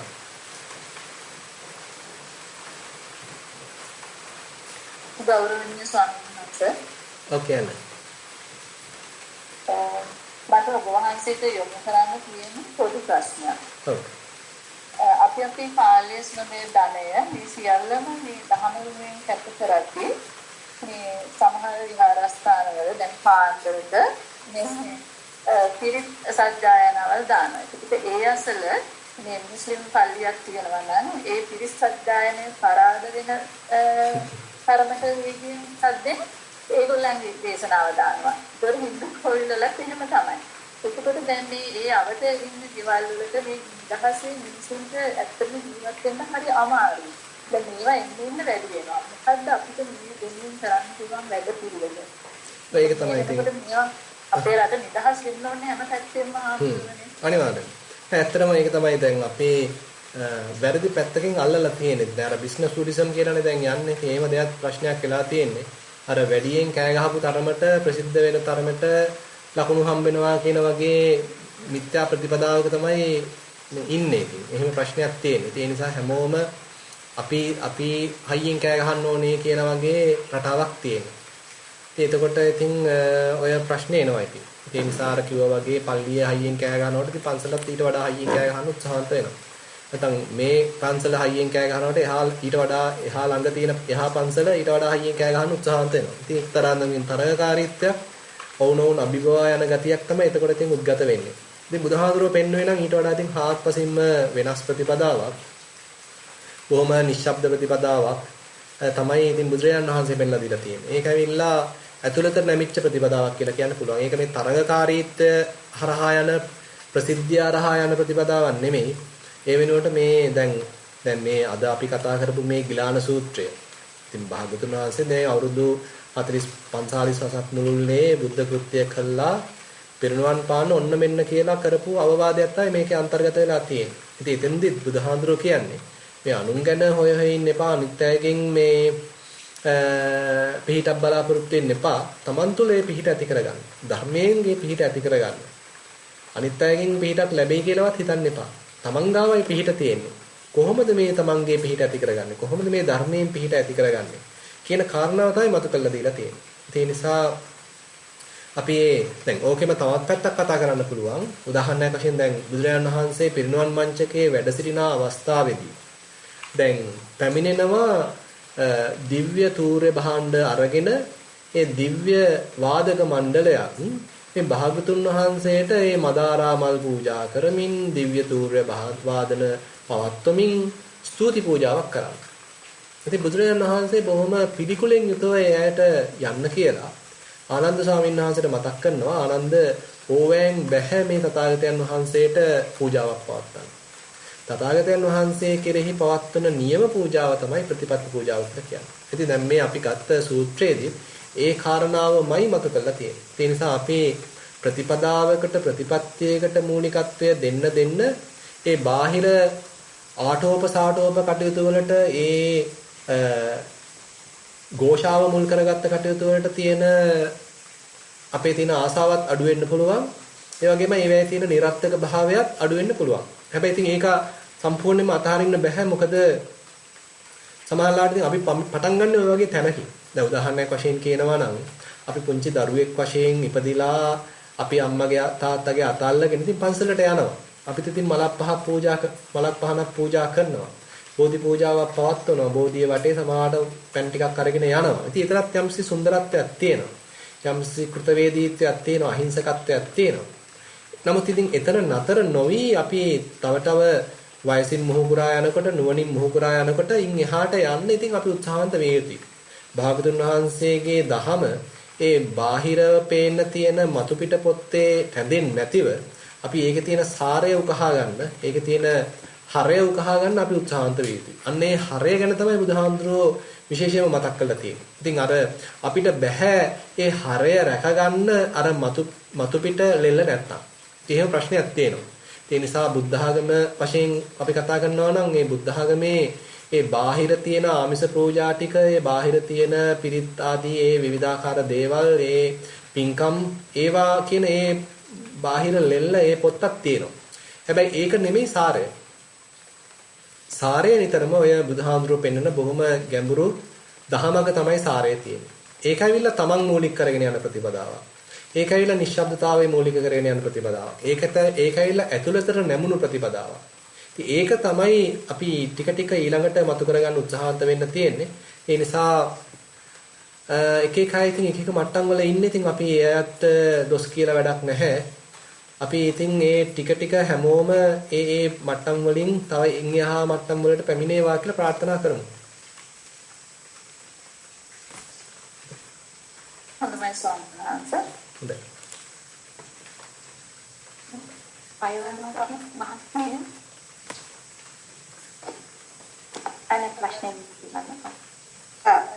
පංච අවස්ථරයි මම අවුරුදු 4කට ඉස්සරදී බොහොම ටික කාලයක් භාවනා කරන් පුරුදු වෙලා කිත්තා ඊට පස්සේ මගේ අරුණ එතන ගුරු ස්වාමීන් වහන්සේ වැඩි හිටපු නිසා දැන් ස්වාමීන් වහන්සේ මට ආයි භාවනා කරන්න ඕනේ මට දැනගන්න ඕනේ භාවනා කරන්න පටන් ගන්න ඉස්සෙල්ලා ධර්මය ගැන දැනීමක් හොඳට තියෙන්න ඕනේ එහෙම නැත්නම් කෙලින්ම භාවනාවට යොමු වීමේ හැකියාවක් තියෙනවද මම මේ දවස්වල කොහෙවත් යන්න බැරි හින්දා ස්වාමීන් වහන්සේ නමකකින් ප්‍රදේශ ගත්තා ස්වාමීන් වහන්සේ නමකගේ ගෝලයකින් එතකොට කිව්වා මුලින්ම ගුණ වඩලා මෛත්‍රිය වඩලා ඒ දෙක කරන්න පුරුදු වෙන්න කියලා මම ඉතිස්සල ආනාපාන සතිය කරලා තියෙන්නේ කර්මස්තුරට එතකොට ස්වාමීන් වහන්සේ මේ ධර්මය දැන ගැනීම අත්‍යවශ්‍යද භාවනාව පටන් ගැනීමට නැත්නම් කෙලින්ම මෛත්‍රිය හරි බුදුගුණ භාවනාව වඩලා හරි භාවනා කරන්න පටන් ගන්න පුළුවන්ද ස්වාමීන් වහන්සේ? ඔව් ඒ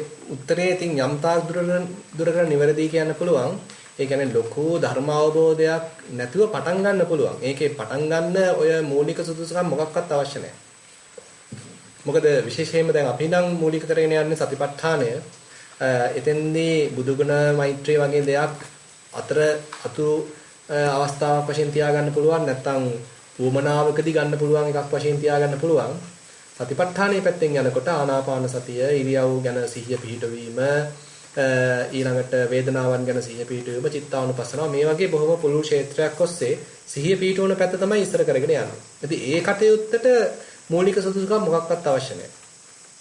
ඒ කටයුත්තේ නියැලෙන්න හැබැයි ටික අපි එක පැත්තකින් සීලයෙන් පොඩ වර්ධනය වෙනවා, එක පැත්තකින් සමාධියෙන් වර්ධනය වෙනවා, එක පැත්තකින් ප්‍රඥාවෙන් වර්ධනය වෙනවා.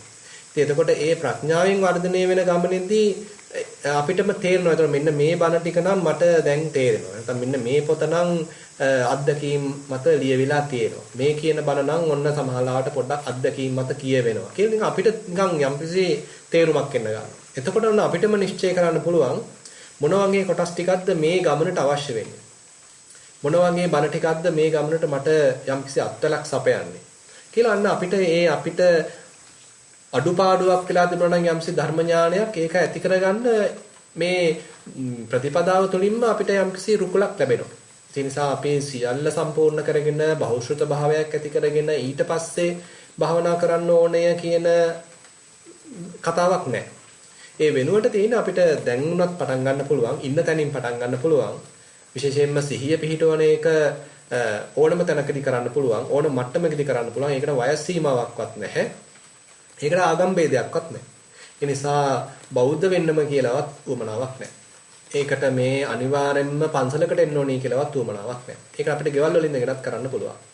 අපි රැකී ආරක්ෂා කරන තැන්වලදීත් කරන්න පුළුවන්. ඒ වගේ අපි මේ මට්ටමට අපේ මේ දහම ප්‍රායෝගිකත්වයකට අපි අරගන්න ඕනේ. පටන් ගනිද්දි ඉතින් අපි සමානලාට භාවනා වැඩසටහනකට ගිහිල්ලා වගේ අර යම්කිසි ඒ වෙත යම් පේවීමක් වෙලා කැපවීමක් වෙලා ඒක පටන් ගන්නතර වැරද්දක් නැහැ. නමුත් Tamange ගෙදරම උනත් නිස්කලංක තැනක් හොයාගන්න පුළුවන් නම් පොඩ්ඩක් හරි විවේක අවස්ථාවක් අපිට හොයාගන්න පුළුවන් නම් ඒක ආරම්භ කරන්න කිසිම බාධාවක් නැහැ. ඒ වගේමයි දැන් මේ ආනාපාන සතිය වඩමින් හිටියානම් ඒක අත්හැරලා දාලා අර දෙක වඩනවා වෙනුවට ආනාපාන සතියත් දිගට කරගෙන යන්න. මොකද අර දෙකට වඩා අතිශය ප්‍රබල භාවනාවක් තමයි ආනාපාන සතිය කියලා කියන්නේ. හොඳයි. හොඳයි සම්මතයි. අවසරයි ස්වාමීන් වහන්සේ. මට ප්‍රශ්නයක් තියෙනවා මේ කායානුපස්සනාව වඩනකොට ටිකක් වෙලාවකින් චිත්තානුපස්සනාව පැත්තට යවෙනවා. වේදනානුපස්සනාව හිතපු ගමන් එනවා. මහඳුරුනේ ඒක පිළිවෙලට වඩන්න ඕනේද චිත්තානුපස්සනාව පැත්තට ගිහිල්ලා ඒකේ දිගට ඉන්න පුළුවන් ගතිය තියෙනවා. ඒකේ වෙනම ප්‍රශ්නයක් තියෙනවද? නෑ එහෙම ප්‍රශ්නයක් නැහැ. ඒ කියන්නේ මුල් කාලෙදී ඕක පටන් ගන්න කායानुපස්සනාව තමයි පහසුම තැන. හැබැයි කායानुපස්සනාව දිගට වඩ아가ගෙන යනකොට ඉබේටම වගේ වේදනානුපස්සනාවට හිත යොමු වෙනවා. සමහරවිට වේදනානුපස්සනාවේ ටික කාලයක් ගත කරලා ඉබේටම වගේ ඔන්න චිත්තානුපස්සනාවටත් යොමු වෙනවා. දැන් එතකොට අර ඒ කුසලතාවයන් අපි තුල හොඳට වර්ධනය වෙන්න ඔය ක්ෂේත්‍ර තුනේම එක එක කාල පරිච්ඡේද වශයෙන් ඉන්න පුළුවන් කමක් ඇති වෙනවා. ඉතින් ඒ කුසලතාවයේ එන්න ඕකේ පිළිවෙලවත් අවශ්‍ය නැහැ. සමහරවිට ඔන්න කෙලින්ම චිත්තානුපස්සනාවෙන් පටන් ගන්න පුළුවන්. ඊට පස්සේ ඔන්න ආයෙ ඔන්නම් වේදනානුපස්සනාවට බහින්න පුළුවන්. ආයෙ ඔන්නම් කායනුපස්සනාවට යන්න පුළුවන්. ආයෙ ඔන්න ඊට පස්සේ චිත්තානුපස්සනාවෙම දිගට ඉන්න පුළුවන්. ඉතින් ඒ වගේ අර පටන් ගන්න කායනුපස්සනාව මූලික වෙනවා. එතන තමයි බැහැ ගන්න පහසුම තැන. ඊට පස්සේ ක්‍රමානුකූලව මේක අර මේ කුසලතාවයක් වශයෙන් වර්ධනය වෙනවා. හැබැයි බුදුරජාණන් වහන්සේ එක්තරා අන්දමකින් අනතුරු ඇඟවීමක් කළා තියෙනවා. එක පාර්ට්ටම චිත්තානුපස්සනාවට නම් යන්න එපා කියලා.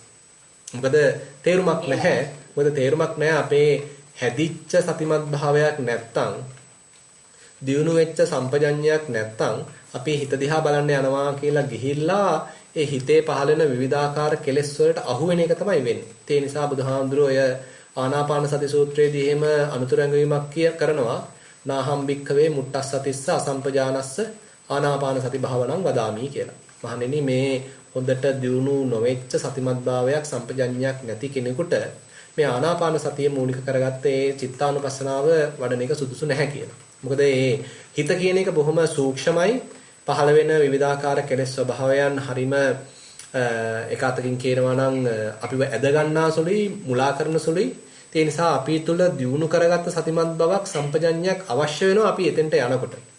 හැබැයි ඉතින් ක්‍රමානුකූලව භාවනාවක් දියුණු කරන යෝගාවචරයෙන් කායानुපස්සනාවකින් පටන් අරගෙන යා කාලයක් තිස්සේ ඒක ප්‍රගුණ කරනවා නම් ඒ අවශ්‍ය කරන සතිමත් භාවය දියුණු වෙනවා. සම්පජඤ්ඤය දියුණු වෙනවා. ඒතකොට ඉබේටම වගේ යාට සමහරවිට වේදනානුපස්සනාවටත් එයා පිවිසෙනවා. ඉබේටම වගේ චිත්තානුපස්සනාවටත් පිවිසෙනවා. ඉතින් එතකොට හරි ක්‍රමානුකූල ගමනක් තියෙනවා. ඒ මට්ටමට ආවට පස්සේ හැබැයි ඉතින් මේ තුනේම මේ ක්ෂේත්‍ර තුනේම යාට බොහොම පහසුවෙන් කල් ගත කරන්න පුළුවන්. ඒක සමහරවිට එකම පරයන්කේදී සිද්ධ වෙනවා. ඒකේ ගැටලුවක් නැහැ. හොඳයි. ස්වාමීන් වහන්සේ මට ප්‍රශ්නයක් තියෙනවා. ස්වාමීන් වහන්සේ දේශනා කරා අර මේ අපපතිත්‍ිත විඥානයක් ගැන දැන් භාවනා කරගෙන ඉන්නකොට කායानुපස්සනාවෙන් පටන් අරගෙන ආනාපානසතියෙන් පටන් අරගෙන චිත්තානුපස්සනාව එහෙම ගිහිල්ලා සංහිත අවස්ථාවක් වෙනවා සියලු දේම අත්හැරෙනවා. එතකොට ඒකේ ස්වාමීන් වහන්සේ කිව්වා මිනිත්තු 5ක් ඉන්න ඊට පස්සේ ඒක දිගට දියුණු කරන්න කියලා. එතකොට මගේ ප්‍රශ්නේ තියෙන්නේ සමහර වෙලාවට මට සැකයක් තියෙනවා මේක සියලු දේම සංඥා වලින් අතහැරිලා රූප වලින් අතහැරිලා එහෙම ඉන්න වෙලාවක්ද නැත්නම් very deep සමාධියකට යන වෙලාවක්ද කියලා මට තේරුමක් නැහැ. හරි. ඒක කොහොමද වෙනස් කරගන්නේ? ඔව් ඇත්තටම පටන් ගන්නෙ ඩීප් සමාධියකින් තමයි. මොකද අපි හිතන්න ටික ටිකද අපි කායानुපස්සනාව මූලික කරගෙන යනවා නම් සමහරවිට ඒ කායानुපස්සනාවේ හොඳට අපේ හිත ඒකාග්‍ර වෙනකොට අපි තුමුන්න අපි ධාතු මනසිකාරයක් වඩනවා. ඉතින් එතකොට යාට මුලින් විවිධාකාර ධාතු ලක්ෂණ ප්‍රකට වුණා. තද ගති, රළු ගති, උණුසුම් ගති, දිසිල් ගති මේ নানা ප්‍රකාර ධාතු ලක්ෂණ යාට ප්‍රගුණ වුණා. තේරුණා. හැබැයි එහෙම දිනු කරගෙන යනකොට මේවායේ ඒ වෙන් ලක්ෂණ අපි සාමාන්‍යයෙන් කියන පෞද්ගලික ලක්ෂණ. ඒ පෞද්ගලික ලක්ෂණ මැකිලා ගිහිල්ලා මේ කාගෙත් පොදු ලක්ෂණ ඔන්න මතුවෙන්න පටන් ගන්නවා. ඒ කොයි දෙයක විතර ඇති වෙනව නැති වෙනව. ඇති වෙන්නේ නැති වෙන ප්‍රවාහයක් බවට ඔන්නපත් වෙනවා. ඉතින් එතනින් තමයි එකතෙන් අපි අර ත්‍රිලක්ෂණ අවබෝධයක් පොඩ දැන් ඔන්න මේ යෝගාවචරයේ හිතේ උද්දීපන වෙන්න පටන් ගන්න. මොහුකුරා යන්න පටන් ගන්න. වර්ධනය වෙන්න පටන් ගන්න. දැන් එහෙම වර්ධනය වෙනකොට ඒකේ යම්කිසි මොහුකුරාගේ මට්ටමකදී තමයි අර අපි කතා කරපු දැන් හිත මේ එයා ඒ බලබලා හිටිය ධාතු ස්වභාවයනොත් අතහැරිලා එයා දැන් කිසිවක් උපාදාන නොකරන මට්ටමකට දැන් අර සතිපට්ඨානෙ එන්නේ අනිශ්චිතෝච විහෙරති නචකින්චි ලෝකේ උපාදිති. දැන් කිසිවක් ලෝකේ කිසිවක් උපාදාන නොකරන කිසිවක් ඇසුරු නොකරන ඒ චිත්ත ස්වභාවයක් යම් සුළු කාල පරිච්ඡේදයකට යාගේ හිතේ ඇති වෙන්න පුළුවන්. ඒකේ කිසි වැරැද්දක් නැහැ. ඉතින් ඒ తত্ত্বය මුලදී ඇත්තටම ටිකක් ගැඹුරු සමාධි මට්ටමකදී තමයි සිද්ධ වෙන්නේ. දැන් එතකොට නිකන් හරිය නිකන් බ්ලැන්ක් ගියා වගේ නිකන් මේ ඉන්න තැන් උන් හිටි තැන් නතර වුණා වගේ අපි ඊටපු තැන අපිට අහිමි වුණා වගේ නිකන් ස්වභාවයක් ඇති වෙන්න පුළුවන්. ඒකේ වැරද්දකුත් නැහැ. මොකද අපි අර සමාධිය තමයි උතෙන්දී මුල්ුනේ. හැබැයි මේ ප්‍රඥාවක් මෙතෙන්දී යම් වර්ධනය වීමක් සිද්ධ වුණා. ඒ తত্ত্বය හැබැයි ටික ටික තව ප්‍රගුණ කරන්න හිතන්න දැන් යෝගාවචරයට පුළුවන් වුණා ඕක දැන් විනාඩි 10ක් පවත්වන්න. විනාඩි 20ක් ඒ తত্ত্বය පවත්වන්න පුළුවන්. විනාඩි 30ක් පවත්වන්න පුළුවන් වුණා. දැන් එතකොට දැන් මෙයාට ඒකේ අත්දැකීමක් තියෙනවානේ. එයාට දැන් මේක දැන් තවදුරටත් ආධුනිකයෙක් නෙමෙයිනේ දැන්. දැන් එයා එතකොට දන්නවා ක්‍රමේ දන්නවා. දැන් මෙන්න මේ විදිහට කටයුතු කරනවා. එතකොට මෙන්න මේ හිත මේ අවස්ථාවේදී මේ ඔක්කොම ටික අතහරිනවා. අතහැරියට පස්සේ දැන් එයාට නිදහසේ ඉන්න පුළුවන්. කියලා එයාට දැන් තේරෙනවානේ. දැන් එයා එතකොට ওই தත්ත්වය දිනු කරනවා. දිනු කරගෙන ඊට පස්සේ අපි හිතමු එයා සක්මනකදීත් ඒ தත්ත්වෙම ගන්න උත්සාහන්ත වෙනවා. දැන් හිතේ නිකන් අර රෙජිස්ටර් වෙනවා මේ தත්ත්වය ගැන. දැන් කිසිවක් උපාදාන නොකර අනිශ්චිතව ඉන්න පුළුවන් ගතියක් නිකන් හිතේ රෙජිස්ටර් වෙනවා. හිතේ නිකන් පළපදියම් වෙනවා. හිතට නිකන් ඒක හුරු තැනක් බවට පත් වෙනවා. හුරු ස්වභාවයක් බවට පත් වෙනවා. ඊට පස්සේ දැන් එයාට ඒ తত্ত্বය වැඩි ගැඹුරකට නොගෙහිනුත් ගන්න පුළුවන්. දැන් අර ඩීප් සමාධියකට යන්න අවශ්‍ය නැහැ. අත්‍යවශ්‍ය නැහැ. ඩීප් යන්නේ නැතුව මහා ගැඹුරකට යන්නේ නැතුවත් මේ තැනට දැන් හිත දාන්න පුළුවන් කියලා අන්න යාට දැන් විශ්වාසය ඇති වෙනවා. ඒක තමයි කරන්න තියෙන ඊළඟට. ඩීප් සමාධියේ ඉඳීම නෙමෙයි අවශ්‍ය වෙන්නේ. බැරිද මට නොගැඹුරු සමාධියකදීත් මේ తত্ত্বය පවත්වන්න මට බැරිද? ඒ සඳහා තියෙන බාධාවන් මොනවද? කියලා අන්න අපි මේ తত্ত্বය තව තව වර්ධනය කරන්න අවශ්‍යයි. ස්වාමීන් වහන්සේ දේශනා කරන්නේ awareness එක තියෙන්න ඕන අර නොගැඹුරු සමාධියේදී ටිකක් awareness එකක් තියෙනවා අර deep සමාධියට කියම සමහර වෙලාවට කිසිම දෙයක් නැහැ. අන්න හරි. කිසිම දෙයක් එන්නේ නැහැ. ඔව් මොකද අර නොගැඹුරු සමාධියේදී some kind of awareness. එහෙම නේද? ඔව් එහෙම කියන්න පුළුවන්. ඒ කියන්නේ අපිට මෙතෙන්දී දැන් ඉන්ද්‍රිය ධර්මයන් දන්නවානේ සද්ධා වීර්ය සති සමාධි ප්‍රඥා කියලා. දැන් එතනදී දැන් ඔතෙන්දී මූලික වෙනවා සතියයි සමාධියයි ප්‍රඥාවයි කියන එක. දැන් අපි මෙතෙන්දී ඇත්තටම ටිකක් ගැඹුරු සමාධියක් ගැඹුරු ප්‍රඥාවක් මුල් කරගෙන තමයි අපි මේ ස්වභාවය මුලදී අත්දැක්කේ. හැබැයි පස්සේ එච්චර ගැඹුරු සමාධියකට යන්නේ නැතිව ප්‍රඥාව තියෙද්දි සතියක් තියෙද්දි දැන් හිතන්න මේ தත්ත්වය ලබනවා. එතකොට අන්න අවයානස් එකක් තියෙනවා. එතකොට අන්න අවයානස් දැන් අපි ටිකක් අප් කරගෙන එනවා. ඒක දැන් වර්ධනය කරගෙන එනවා. හිතන්න දැන් සමාධිය එක්තරාන්දමකින් අපි අඩු කරනවා, ඒක නොගැඹුරු කරනවා, ඒ වෙනුවට සතිය වර්ධනය කරනවා, ප්‍රඥාව වර්ධනය කරනවා. දැන් අන්තිමට මොකද වෙන්නේ? නිකන් හිතේ ක්ලැරිටි එකක් තියෙන්නේ. හිතේ පැහැදිලි බවක් තියෙන්නේ. ඒක තමයි සමාධිය බවටපත් වෙන්නේ. හැබැයි හිතේ හොඳ අවදිමත් ගතියක් තියෙනවා. ඒක තමයි අවයානස් එකක්, සතිමත් බවක් වෙන්නේ. හැබැයි ප්‍රඥාව ටික ටික හොඳ වර්ධනයක්. ඒ කියන්නේ ඒක Tamanට උරුම වෙච්ච ගතියක් බවට පත් වෙනකන් ඉතින් මේක හදන්න ඕනේ. එතකොට සතියයි ප්‍රඥාවයි මූලික සතියයි ප්‍රඥාවයි මූලික කරගෙන තමයි එතකොට දිග ගමනක් යන්න පටන් ගන්න. ඔව්. ඒ වෙලාවේ හැබැයි අර rising and passing away ඒව නැවතිලා. අනිවාර්යෙන්ම. ඔව් yes අනිවාර්යෙන්ම. ඒ කියන්නේ දැන් අපි හිතන ධාතු මනසිකාරයක් වඩ හිටියා. දැන් ඒ ධාතු මනසිකාරය වඩන ඒ මට්ටමේදීනේ ඔය ඇති වෙන නැති වෙන ස්වභාවයක් rising and passing away මට්ටමක් තියෙන්නේ. ඉතින් ඒක අභිබවා යන්න ඕනේ අනිශ්චිතෝච විහෙරති නචකින්චි ලෝකේ උපාදීයති කියන මට්ටමට එන්න. right. එතෙන්දී රූපේ අතහැරිලා. රූපේනේ අපි දැක්කේ ඇතිවීම නැතිවීම ස්වභාවය. රූපස්කන්ධේනේ දැක්කේ. ඒ රූපස්කන්ධය අතහැරිලා තමයි මේ අනිශ්චිතෝච විහෙරති කිව්වහම ඉතින් රූපයක් ඇසුරු නොකර තමයි දැන් වාසය කරන්නේ. එතකොට එතන උදේවයක් නැහැ.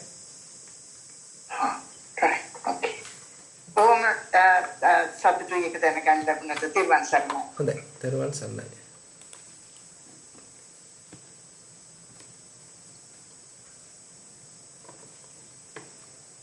කෙනෙකුට මත් ප්‍රශ්න තිබෙද යොමු කරන්න.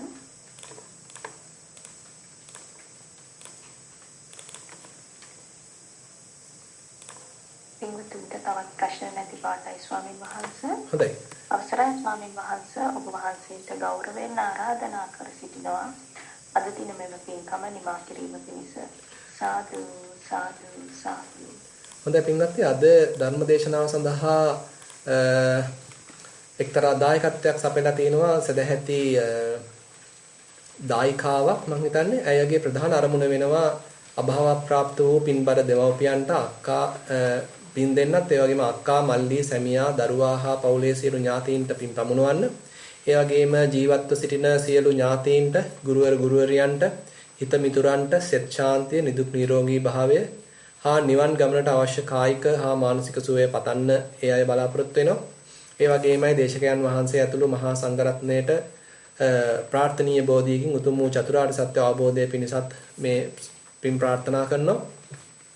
ඒ වගේමයි මේ සසර සැරිසරුව මුළු කාලය තුලම ඇසුරු කළ ඥාතීන් ගුරුවරයන් හිත මිතුරන් ඒ වගේම එයකින් පින් අපේක්ෂා කරන යම් හෝ සියලු සත්ත්වයින්ටත් ඇයගේ වෘත්තිය හැදෑරීමට ඔවුන්ගේ මුත ශරීර දායාද කළ සියලුම දෙනාටත් මෙම පුණ්‍ය කර්මයේ බලයෙන් සසර වසනතුරු සතර අපායට නොවැටි නුදුරු භවයකම අමා නිවන් සුව ලැබේවා කියලා ප්‍රාර්ථනා කරනවා. ඒ වගේමයි දේශනාවට සම්බන්ධ වූ සියලු දෙනාටමත් නිදුක් නිරෝගී සුව සහ චිරජීවනයත් ඒ සියල්ලන්ගේම නමින් මිය පරලොව ගිය සියලු නෑදෑ හිත මිත්‍රාදීන්ට පරලොව සැප පිණිසත් පින් අනුමෝදන් කරනවා.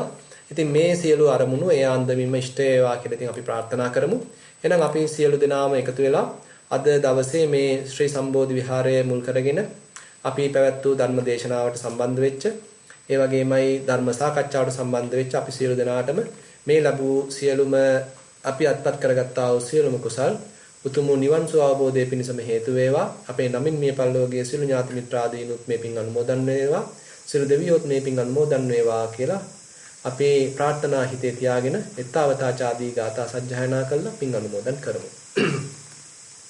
එත්තාවතාච අම්හෙහි සම්බතං පුඤ්ඤ සම්පදං සබ්බේ දේවා අනුමෝදන්තු සබ්බ සම්පatti සිද්ධියා. එත්තාවතාච අම්හෙහි සම්බතං පුඤ්ඤ සම්පදං සබ්බේ භූතා අනුමෝදන්තු සබ්බ සම්පatti සිද්ධියා. එත්තාවතාච අම්හෙහි සම්බතං පුඤ්ඤ සම්පදං සබ්බේ සත්තා අනුමෝදන්තු සබ්බ සම්පatti සිද්ධියා. ආකාසට්ඨා ච බුම්මට්ඨා දේවා නාග මහිද්దికා පුඤ්ඤන්තං අනුමෝදිත්වා චිරං රක්ඛන්තු ශාසනං. ආකාසට්ඨා ච බුම්මට්ඨා දේවා නාග මහිද්దికා පුඤ්ඤන්තං අනුමෝදිත්වා චිරං රක්ඛන්තු මම් පරං. ඉදං වෝ ඥාතීනං හෝතු සුඛිතා හුන්තු ඥාතයෝ. ඉදං වෝ ඥාතීනං හෝතු සුඛිතා හුන්තු ඥාතයෝ. ඉදං වෝ ඥාතීනං හෝතු සුඛිතා හුන්තු ඥාතයෝ. ඉමිනා පුඤ්ඤ කම්මේන මාමේ බාල සමාගමෝ සතං සමාගමෝ හෝතු යාව නිබ්බාන පත්තියා. ඉමිනා පුඤ්ඤ කම්මේන මාමේ බාල සමාගමෝ සතං සමාගමෝ හෝතු යාව නිබ්බාන පත්තියා. ඉමිනා පුඤ්ඤ කම්මේන මාමේ බාල සමාගමෝ සතං සමාගමෝ හෝතු යාව නිබ්බාන පත්තියා. සාදු සාදු සාදු. සාදු සාදු සාදු. අප්‍රමාණ පින් ස්වාමීන් වහන්සේ ගෞරවනීය දේශකයන්න් වහන්සේට පුණ්‍යානුමෝදනා කිරීම සඳහා අප දැන් කාන්ති මහත්මිය වෙත යොමු වෙනවා. තෙරුවන් සරණයි සියලු දෙනාටම. ලන්ඩන් සම්බෝධි භාවනා මධ්‍යස්ථානයේ දායක දායකාවන් වෙනුවෙන් පුණ්‍යානුමෝදනාව කිරීම සඳහා ගෞරවනීය ස්වාමීන් වහන්සේ ඔබ වහන්සේගේ පාද නමස්කාර කොට අවසර ඉල්ලා සිටිනවා. ලෝතර මාමෑණී බුදු පියාණන් වහන්සේගේ සිරිමුඛයෙන් දේශනා කරන්න යෙදුන ශ්‍රී සද්ධර්මය අපගේ ආරාධනාව පරිදි ඔබ වහන්සේ අපගේ අනුකම්පාවෙන් දේශනා කොට අත්පත් කරගත්තා වූ කුසල බලයෙන්ද අප සියලු දෙනා ධර්ම ශ්‍රවණය කොට අත්පත් කරගත්තා වූ කුසල බලයෙන්ද ඔබ වහන්සේ උතුම් බුදු සසුන වෙනුවෙන් කරන්නා වූ අනේක විද ශාසනික මෙහෙවර හේතු කොටගෙන අත්පත් කරගත්තා වූ කුසල බලයෙන්ද ඔබ වහන්සේට තවදුරටත් මේ ශ්‍රේෂ්ඨ මඟ ගමන් කරන්නට අවශ්‍ය කායික හා මානසික ශක්තිය වගේම නිරෝගී සම්පන්නිය උදා වේවා. ඔබ වහන්සේ නිරතුරුවම දෙවියෝ ආරක්ෂා කරත්වා. ඒ වගේම උතුම් චතුරාර්ය සත්‍ය වහා අවබෝධ වීම පිණිස මේ භයංකර වූ භව ගමන අවසන පතන්නා වූ බෝධියකින් උතුම් අමං නිවනින් නිසනසෙන්නට මේ උදාර වූ සියලු පුණ්‍ය ක්‍රියා උපනිශ්‍රේ වේවා. වහන්සේ මෙලොවට දායාද කළ සාසනික පූජා කරන්නට යෙදුණු සුපින්වත් දෙවියන්ට යහමඟ පෙන්වා දුන් අති ගෞරවනීය මහා සංඝරත්නයට වගේම ආදරණීය ගුරු ගෞතමට ඒ අයගේ ලෞකික හා ලෝකෝත්තර ජීවිත සැපවත් වන්නට වගේම වහා උතුම් චතුරාර්ය සත්‍ය අවබෝධ වන්නටත් සසර ගමන අවසන් උතුම් නිර්වාණය ළඟා කර ගන්නට අප කළ මේ සියලු පින් කුසල් පාරමිතාවක්ම වේවා. ඒ අය නමින් පරලෝ සැපත් වන්නට යෙදුණු සියලු ඥාතික මිත්‍රාදීන්ට අප කළ මේ සියලු පින් අනුමෝදන් වේ පරලෝ ජීවිත සැපවත් වෙත්වා. එමින්ම උතුම් භවයකදීම සියලු කෙලෙස් නැතා උතුම් නිවනින් නිවි සැනසෙන්නට හේතු මන්ත්‍රෙත් විවර වෙත්වා. ඔබ වහන්සේට අප්‍රමාණ සිදු වේවා. තෙරුවන් සරණයි ස්වාමීන් වහන්සේ. තෙරුවන් සරණයි. සියලු දෙනාටම තෙරුවන් සරණයි. අපි එහෙනම් ආශිර්වාද ගාථා දේශනා කරනවා. අභිවාදන සීලිස්ස නිච්ඡං වද්ධා පචායිනෝ චත්තාරෝ ධම්මා වඩ්ඩන්ති ආයුවන්නෝ සුඛං බලං ආයුරාෝග්‍ය සම්පatti සග්ග සම්පatti මේවච අතෝ නිබ්බාන සම්පatti ඉමිනාතේ සමිජ්ජතු. සාදු සාදු සාදු. අවසරයි ස්වාමීන් වහන්සේ ඔබ වහන්සේට වන්දනා කිරීම පිණිස හොඳයි. වන්තං ගුණවන්තං පුඤ්ඤක්ඛිතං අනුත්තරං දුල්ලභේන මයාලද්දං පස්සේ තුන් වන්දේ තුන් වරං සාරේ කුතුහාදී තිරංගනං ආගතං පදිතේ සත්තා බුද්ධං නමः